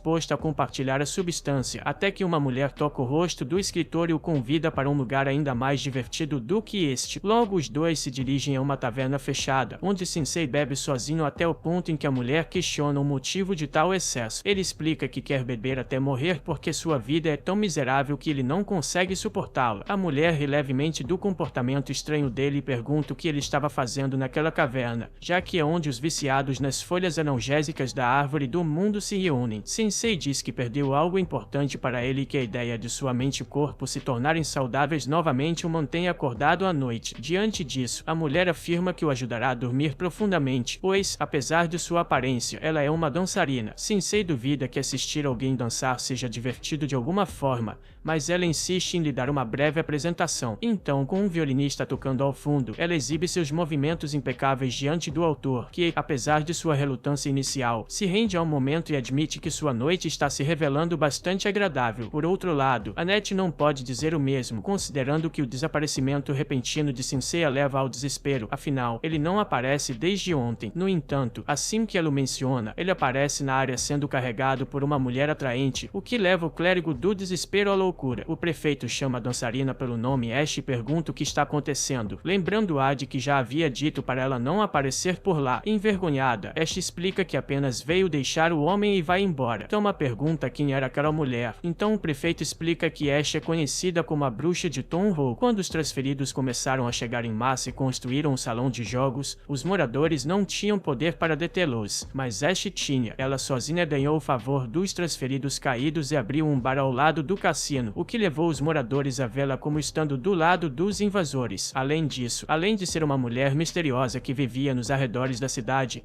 ninguém sabe sua origem ou idade. O prefeito diz que a deixou em paz porque parecia inofensiva, mas a verdade é que Ash é uma trapaceira que ganha uma fortuna encantando os transferidos com suas bebidas e danças. Por isso, os moradores começaram a chamá-la de bruxa traiçoeira, e Amada comenta que Ash deve enfrentar um julgamento justo por se aliar ao mal para ganhar dinheiro, e o prefeito agradece pela ajuda oferecida, pedindo que a vila seja salva de uma vez por todas. Na manhã seguinte, Annette tem que correr atrás de Sensei mais uma vez por toda a cidade, enquanto a batalha contra os transferidos está prestes a começar. Apesar disso, ele não se lembra de ter concordado em fazer um trabalho tão perigoso. O que ele realmente precisa é da paz e tranquilidade que o bar oferece. A Elfa insiste em trazer seu amigo de volta, mas Yamada puxa de lado e afirma que o escritor foi enfeitiçado pela bruxa, mas, uma vez que o mal que assola essa vila for destruído, os afetados voltarão ao seu estado natural. Chegando ao bar, Sensei agradece a Ash porque foi graças a ela que ele momentaneamente esqueceu sua vida dolorosa e se permitiu sonhar. A mulher fica satisfeita por ter sido útil, mas o avisa que é chamada de bruxa pelos habitantes da cidade devido a comportamentos como o da noite anterior. Brincando, ela pede para não ser culpada se arruinar a vida do escritor, mas é exatamente isso que ele quer. Rindo da postura excêntrica do homem, Ash propõe um brinde para que o espírito da árvore do mundo conceda proteção à vida dolorosa de Sensei. Sensei pergunta sobre essa história do espírito da árvore, e Ash lhe conta que, segundo a lenda, quando o espírito da árvore do mundo desce, os desejos dos fracos e doentes serão atendidos e eles serão salvos. Por isso, Ash aconselha Sensei a pedir a bênção da árvore para aliviar um pouco sua dor. Ele questiona se ela mesma não deseja ser salva, pois viu na noite anterior que sua dança era bonita, delicada e, acima de tudo, cheia de tristeza. Pegando-a de surpresa, Ash luta para responder, mas, de repente, vários clientes entram ansiosos para beber. Entre eles, um transferido exige o dinheiro que alguns caras lhe devem, mas eles gastaram o pagamento no salão de jogos. Ele garante que, se não for pago hoje, enterrará os 3 devedores no deserto de Sunstad com sua poderosa habilidade de leão-formiga. Depois de assustar os homens, o cobrador pergunta ao chefe se eles deveriam mudar o cassino de lugar, já que os lucros da empresa caíram significativamente devido à recente falta de touros como aqueles. Ainda assim, o chefe espera atrair pessoas do outro lado da ponte, confiante de que mostrar-lhes a alegria de apostar as folhas sedativas da árvore do mundo os trará à tona. Ash serve as bebidas aos dois e os lembra que eles haviam prometido manter os jogos apenas para os transferidos e deixar os aldeões em paz. No entanto, o empresário afirma que negócios são negócios e que a própria dona do bar lucrará com o influxo de pessoas. No entanto, Ash não se importa com o dinheiro, ela até pagou uma taxa especificamente para os transferidos,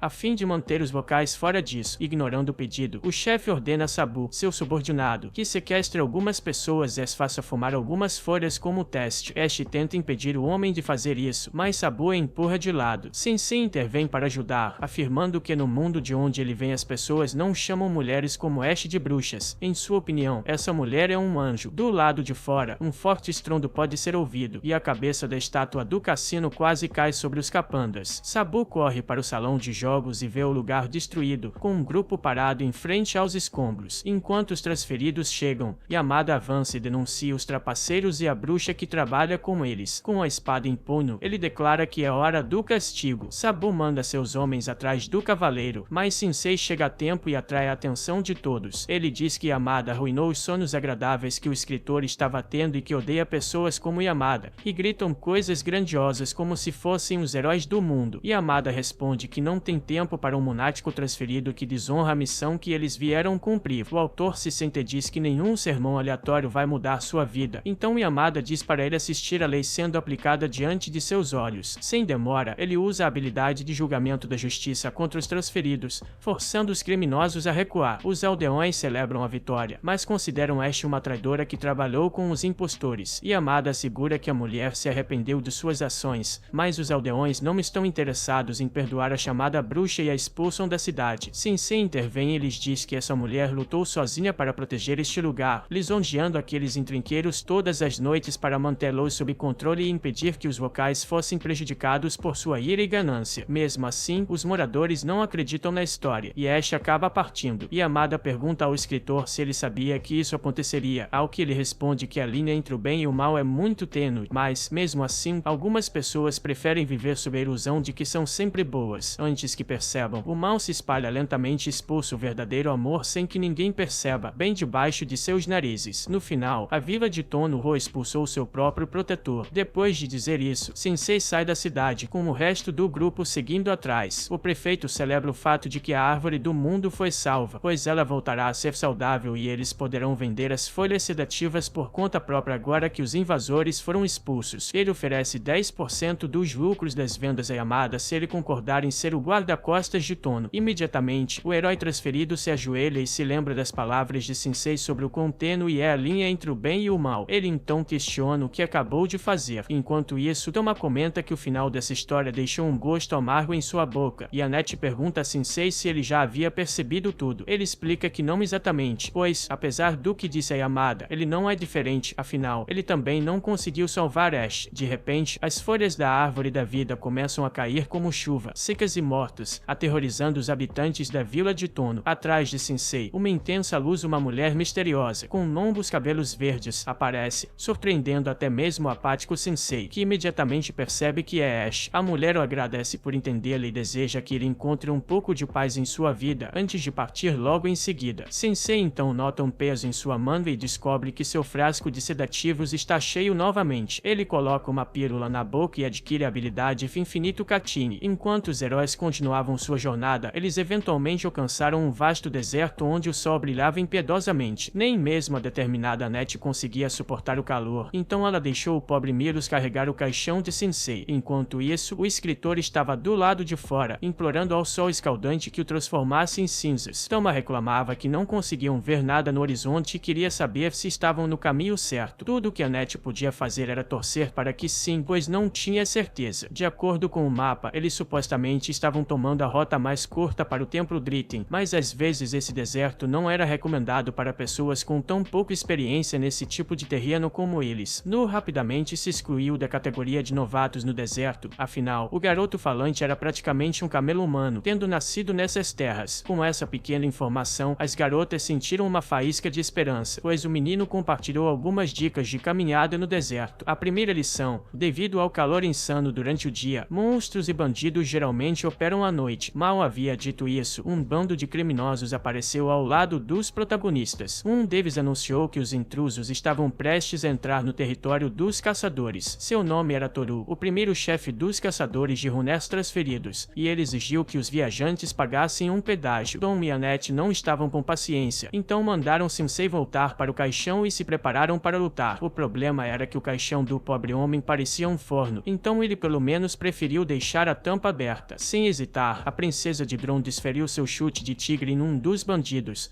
mas o homem transferido se recuperou rapidamente e atacou com seu veículo escorpião, forçando Annette a intervir com seu escudo para impedir que sua parceira fosse atingida. No meio do caos, Matilda aproveitou a oportunidade para dar outro golpe no homem, derrubando de sua montaria. Em meio a isso, um dos capangas avisou ao chefe que aquelas mulheres não estavam brincando, com o que Toru concordou, mas ele viu no homem exausto pelo calor sua chance de causar algum dano real aos inimigos. Então ele acelerou sua moto e avançou impiedosamente em direção a Sensei. Annette confiou em Nur para proteger o escritor, já que ele estava na frente do caixão, mas as pernas do garoto falante tremiam diante do líder dos caçadores. Toru provocou o garoto, apontando que ele nunca havia sacado a espada que carregava. Nur, enfurecido, respondeu que era um guerreiro corajoso. Toru caiu na risada e desafiou o garoto a provar isso, lembrando de que sacar sua espada significava estar pronto para morrer. Além disso, o bandido fez questão de enfatizar que o veneno de seu escorpião traria uma morte dolorosa dentro de 1 hora para qualquer um picado. Com isso, Toru perguntou se o garoto estava pronto, mas foi Sensei quem respondeu, desejando uma dose daquele veneno. O homem subiu no escorpião e instigou o oponente a provar que não estava blefando. Surpreso, Toru comandou seu escorpião a atacar, e o artrópode perfurou o peito do escritor com sua cauda, injetando o veneno. Toru girou o acelerador para maximizar os efeitos,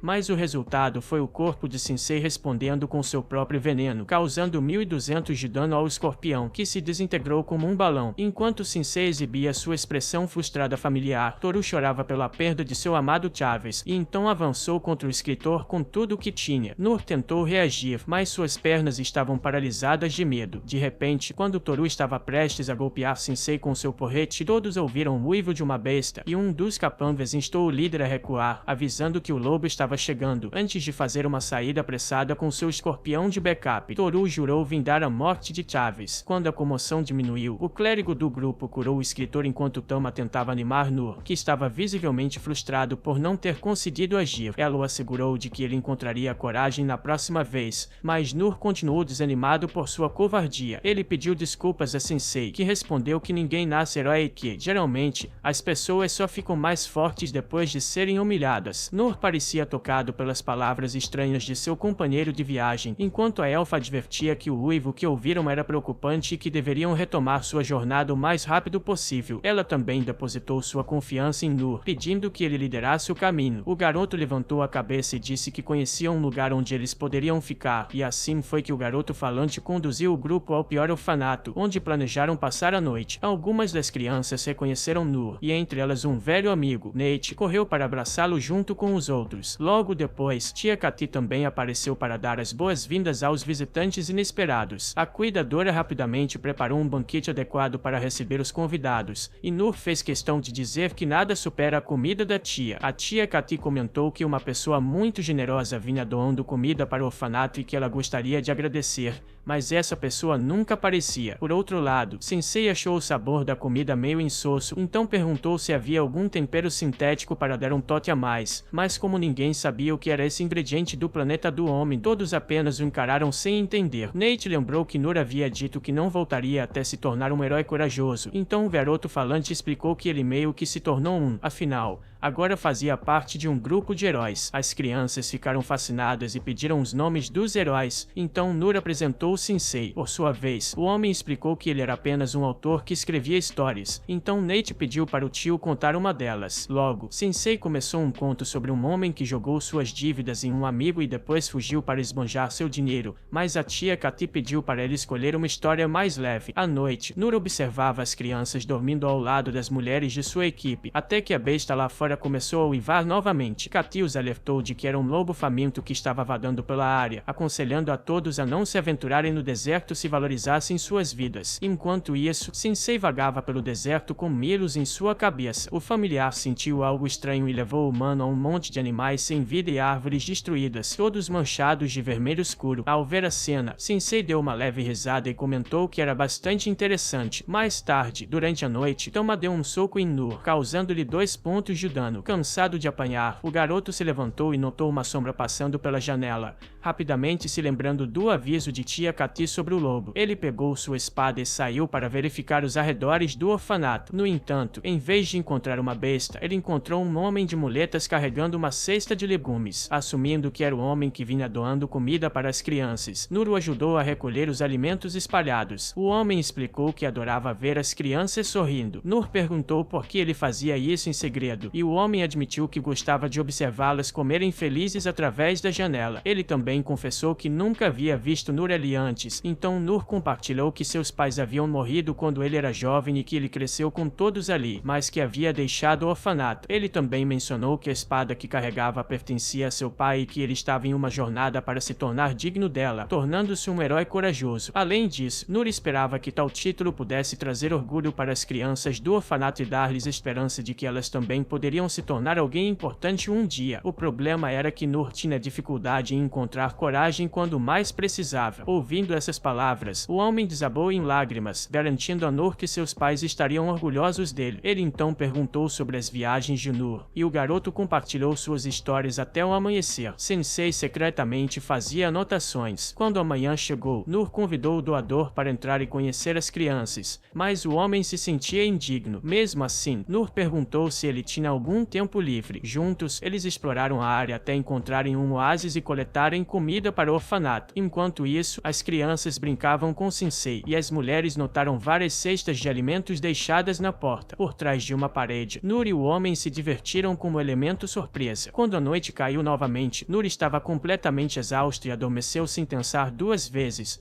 Mas tia Kati o acordou para avisar que Nate havia sido levado pelos caçadores. Do lado de fora, Toru e seus cúmplices exigiram que o líder do orfanato se mostrasse, mas ficaram surpresos quando Tama, Annette e Nur emergiram pela porta. Vendo isso como sua chance de vingar a morte de Chaves, o líder ordenou que sua gangue atacasse. A mulher gato e a elfa assumiram a defesa do orfanato, enquanto o garoto tremia de medo mais uma vez. Antes que as coisas pudessem dar errado para o garoto, o homem de muletas voltou e o puxou para um local seguro, longe da batalha. Nur chorava de frustração por não ter conseguido agir com bravura novamente, enquanto o homem lutava com a lembrança de 3 homens subjugando um jovem garoto. Ele instou Nur a se esconder e deixar o resto com ele. Como alguém que havia sido transportado, o homem havia perdido algo importante por causa de suas pernas em seu mundo anterior, mas agora ele possuía o poder de matar homens maus que haviam machucado um garoto gentil como Nur. Enquanto falava, o homem começou a se transformar em um enorme lobisomem, enquanto Sensei continuava a fazer anotações em segredo. Sem demora, o lobo rasgou os caçadores em pedaços, com a memória de seu ente querido perdido em mente. Refletindo sobre isso, a besta sabia que eram homens perversos como esses que causavam tanto sofrimento. Ao mesmo tempo, Nur foi inundado por breves memórias do homem de muletas em sua vida, e a jornada desse homem deu ao garoto a força que ele precisava para desembainhar sua espada. No entanto, Nur deu um passo à frente do lobisomem, temendo que seu tio nunca voltasse a ser o homem gentil que ele conhecia e que se perdesse para sempre em sua forma bestial. A fera, no entanto, não deu atenção ao garoto e destruiu a montaria de Toru. Mas, no momento em que estava prestes a desferir o golpe final no criminoso, Nur o defendeu com sua espada. Consumida pela raiva, a besta atacou o corajoso menino, que deixou cair sua espada e abriu os braços, aceitando a morte. Ao ver os olhos de Nur, o tio enxergou a pessoa que ele havia perdido e tentou retomar o controle, gradualmente retornando à sua forma humana. Após a batalha, o tio revelou que havia vivido sozinho por muito tempo e, assim como Nur, perdeu seus pais quando era jovem, levando uma vida solitária. No entanto, um dia, um garoto estendeu a mão para ele, e foi a primeira vez em sua vida que sentiu a bondade de alguém, embora essa felicidade tenha sido curta. No dia em que alguns homens cruelmente espancaram seu amigo, ele fugiu e foi atropelado por um caminhão. Desde que chegou a este mundo, o tio pensava nesse evento todos os dias, pois, por causa de suas pernas que não se moviam, ele não conseguiu salvar seu amigo. Sensei, então, questionou se essa era realmente a razão pela qual ele não salvou o garoto ou se era uma desculpa para esconder a covardia dentro dele. Ao ouvir isso, Nur gritou de raiva, argumentando que nem todos eram tão fortes quanto o escritor, inclusive ele, que se via como um covarde que lutou para superar seus limites quando pôde. Ele então pediu a Sensei para não julgar o homem nas muletas. Em troca, o tio agradeceu a Nur por despertar sua coragem ao impedi-lo de se transformar completamente em uma besta e disse que tais atos eram dignos de um herói corajoso. Ao contrário dele, dele, que se via como um covarde cheio de desculpas. Ao terminar de falar, as páginas de Sensei começaram a brilhar, e ele reconheceu que, embora o tio pudesse ser um covarde, ele ainda era mais bondoso do que a maioria por proteger as crianças do orfanato, matar as criaturas da noite e manter o mal à distância enquanto alimentava os pequenos. Enquanto muitos que foram transportados escolheram usar seus dons para fins egoístas, este homem usou os seus para fazer o bem. De fato, Nur achava que era arrogante da parte do autor descrever o tio como arrogante em sua história, e por isso Sensei rasgou algumas páginas, fazendo com que as restantes brilhassem. Por causa disso, as crianças finalmente puderam conhecer o Homem-Lobo antes que ele partisse, e elas lhe agradeceram pela comida. Em seguida, o transportado desapareceu no deserto. Nur perguntou para onde ele havia ido, mas nem mesmo Sensei soube responder. Enquanto isso, o tio com a muleta retornou ao local do incidente com o caminhão, onde o garoto que o ajudara estendeu a mão mais uma vez para seu velho amigo, seu Du. Ele começa a chorar de emoção ao ver o amigo de volta ao castelo do Senhor Demônio. Um dos 7 heróis malignos ouve dizer que Ka foi morto durante sua tentativa de conquistar Grund, e que outro deles, Soku, está lutando no deserto contra as fortalezas dos anões. Eles cometeram o erro de subestimar os aliados dos anões vindos do inferno, e tem que admitir que o chamado Mago dos Furacões é realmente formidável. Corta para o deserto, onde a sangrenta batalha dos anões está acontecendo, e os sacerdotes estão ali para ajudar. No entanto, Wolf está mais preocupado com o fato de estar sem bebida alcoólica. Izo questiona sobre como ele pode beber em um momento desses, mas ele não vê nada de errado e diz para ela parar de ser tão rígido o tempo todo. Izo o agarra pelo colarinho e o lembra de que ele é o líder daquela nação, então precisa agir como tal. Wolf a corrige dizendo que nunca concordou em ser o líder. As pessoas apenas decidiram fazer dele o líder, embora ele seja apenas um sacerdote, e agora ele deve lutar contra um herói caído. O exército do herói caído começa um ataque em grande escala, e Isa pede a Wolf para fazer algo antes que a cidade seja destruída. Wolf obedece e pede ao general anão, Duran, para ajudá-lo a atrair o inimigo para o leste, onde ele tem um plano. Duran, no entanto, diz que não tem intenção de ouvir Wolf e enfrenta o exército com seu machado. No entanto, mesmo dizendo que não seguiria Wolf, ele ainda acaba atraindo os Homens Lagarto para o leste, como Wolf havia pedido. Como inimigo isolado, Wolf pede para Isa recuar, pois ele vai ter que usar sua magia com seriedade. Ele invoca um círculo mágico sobre os pés do inimigo e cria um furacão massivo, que os destrói completamente. Isso força o herói caído a recuar com suas tropas restantes, e Wolf diz a Isa que eles venceram a batalha por hoje. Enquanto ele se afasta, Isa nota alguém flutuando dentro do furacão, que se revela ser o Sensei. Depois que todos retornam à cidade, uma festa é realizada para celebrar a vitória contra o herói caído, e Duran recebe um lugar de honra por suas grandes contribuições. Wolf também é honrado e agradece a todos os anões pelo trabalho árduo, especialmente Duran, que admite que Wolf também fez um bom trabalho, mesmo sendo um elfo. Eles parecem ter uma boa relação, apesar de tudo. A festa continua, e ao fundo, Matilda e Mif se empanturram de comida, enquanto Aisa as observa sorrindo. Ela não esperava encontrar Annette e os outros tão cedo, e se surpreende com a chegada deles. Ana confessa que seu grupo se perdeu no deserto, e antes que percebessem, Sensei foi pego em um furacão de areia. Isa pergunta como Sensei está, e Ana diz que ele está bem, tendo sofrido apenas ferimentos leves, pois estava em grande parte dentro de seu caixão. No entanto, Sensei não vê isso como uma sorte, já que sobreviveu por causa disso e seu caixão precioso foi destruído. Ana promete comprar um novo para ele assim que puder. Wolf se aproxima para pedir desculpas a Sensei por quase matá-lo com seu furacão, mas Sensei está mais irritado por ele não ter terminado o trabalho. Em outras notícias, Wolf aparentemente tem um familiar, e Mero está apaixonado por ele. Wolf pede que Sensei perdoe seus erros, pois estão em guerra, mas Sensei e os outros nem sabiam que havia uma guerra acontecendo. Isa então se oferece para explicar a situação, contando que a nação está sendo atacada por um dos 7 heróis caídos. Assim que Matilda ouve sobre o herói caído, ela orgulhosamente exclama que foi ela quem derrotou o herói que atacou Grum. Wolf tem dificuldade em acreditar que Matilda tenha feito algo assim, o que a irrita, pois ela acredita que seu grupo é forte e não deve ser subestimado. subestimado. Ela diz que Sensei tem a habilidade de enviar pessoas de outros mundos de volta para seus lugares de origem, mas Wolf não se surpreende, pois já havia ouvido falar disso na reunião da igreja. Para ele, não importa a habilidade que alguém de outro mundo possua, sua magia sempre será superior. Ele não quer que eles interfiram muito em seu trabalho, então diz para deixarem que ele cuide dos heróis caídos. Matilda pergunta se Wolf é realmente forte o suficiente para ser tão arrogante, e Isa infelizmente responde que sim. Wolf é conhecido como o Mago das Tempestades Fier, sem dúvida, um dos magos mais poderosos do mundo. Até mesmo heróis caídos teriam dificuldades em se defender contra sua poderosa magia. No Castelo do Demônio, o Mago das Trevas retorna, e os outros ficam surpresos, pois não esperavam que ele fosse forçado a recuar. Ele diz que não é problema, pois amanhã ele lutará pessoalmente na batalha e desta vez não poderá perder. Contudo, outro personagem acha que seria melhor deixar as mulheres lidarem com essa batalha,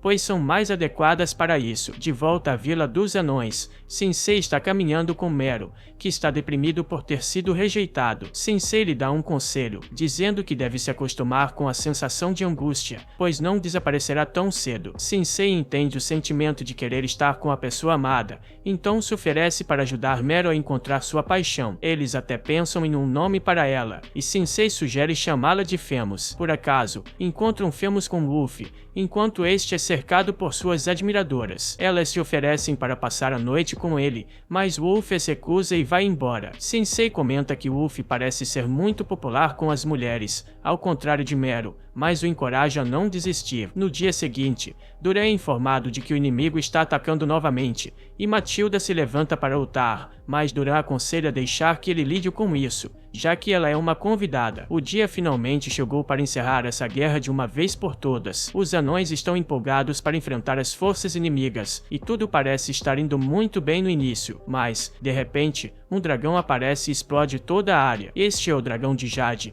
que pertencia ao Senhor das Trevas e agora está sob o controle de um Votervoruldir. Wolf sente pena do dragão, mas sabe que um único dragão não fará muita diferença para ele, já que ele derrubou muitos no passado, e este não será diferente. No entanto, enquanto está prestes a atacá-lo, ele cruza olhares com um herói caído que está montado no dragão, e por alguma razão, ele não consegue lançar seu feitiço. A garota desce do dragão e cumprimenta Wolf como seu antigo mestre, mas antes que ele possa responder, ela usa seu poder para capturá-lo. Isa tenta ajudar Wolf, mas a garota usa sua magia sombria para tocar a mão de Isa, e, de repente, Isa sente uma fraqueza e cai no chão. A garota diz que voltará para matar Isa mais tarde, mas, por enquanto, tem negócios com Wolf, então o leva e voa embora no dragão. Assim que Isa consegue se levantar, ela grita para Doran que eles precisam recuar imediatamente. Depois que todas as tropas recuam para o castelo, Isa informa que Wolf foi sequestrado. Doran não sabe o que fazer,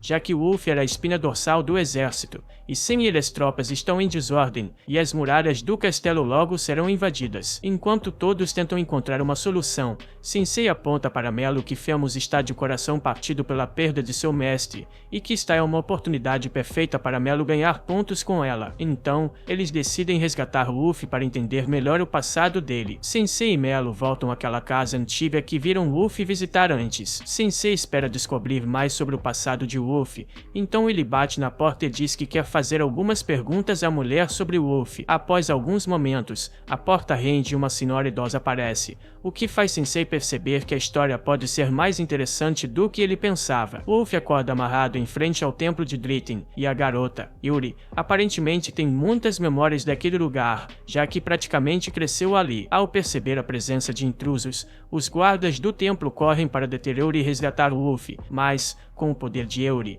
é improvável que eles tenham sucesso. Enquanto se prepara para matar os guardas, Yuri agradece ao Wolf, pois foi graças a ele que ela conseguiu dominar totalmente sua habilidade. Ela então pede que ele fique fora do caminho, para não ter que matá-lo. De volta ao castelo dos anões, Isa conta a todos que provavelmente a garota foi uma vez aluna de Wolf. Wolf costumava ser apaixonado por treinar Votervorurs, mas um dia ele parou de repente e começou a afogar suas mágoas na bebida. Isa não sabe se foi por causa causa da garota, mas por enquanto a prioridade é resgatar Luffy, então ela pede que Dora envie soldados para ajudar. Dora gostaria de ajudar, mas com o castelo cercado, ele não tem soldados disponíveis. Sem outra opção, Matilda se oferece para ir resgatar Luffy com seu grupo, e Ana concorda. No entanto, Ana percebe que Sensei não está por perto, e ele está desaparecido há algum tempo. Nesse momento, Sensei entra na sala carregando a senhora idosa, o que gera muitas perguntas e faz Ana chorar, pois ele nunca carregou dessa maneira. Na manhã seguinte,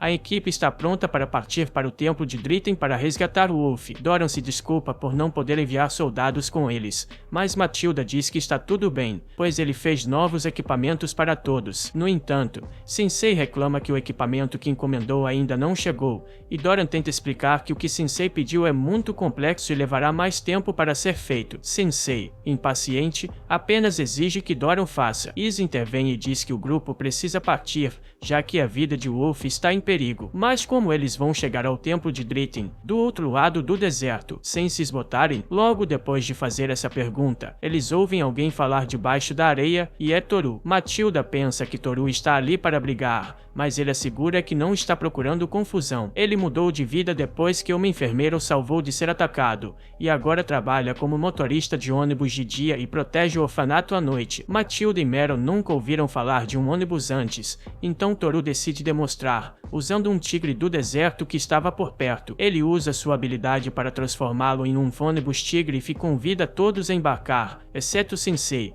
porque Toru ainda guarda rancor pelo escorpião favorito que Sensei destruiu. Ele vai embora sem Sensei e se recusa a voltar para buscá-lo, então Sensei aceita que não fará nada útil dessa vez, já que não tem meio de transporte. No entanto, a senhora idosa implora que ele a leve até o Luffy, e Sensei vê nos olhos dela que ela realmente se importa com ele, então decide dar o seu melhor. Esse foi o fim do episódio 10. Inscreva-se para não perder a próxima parte.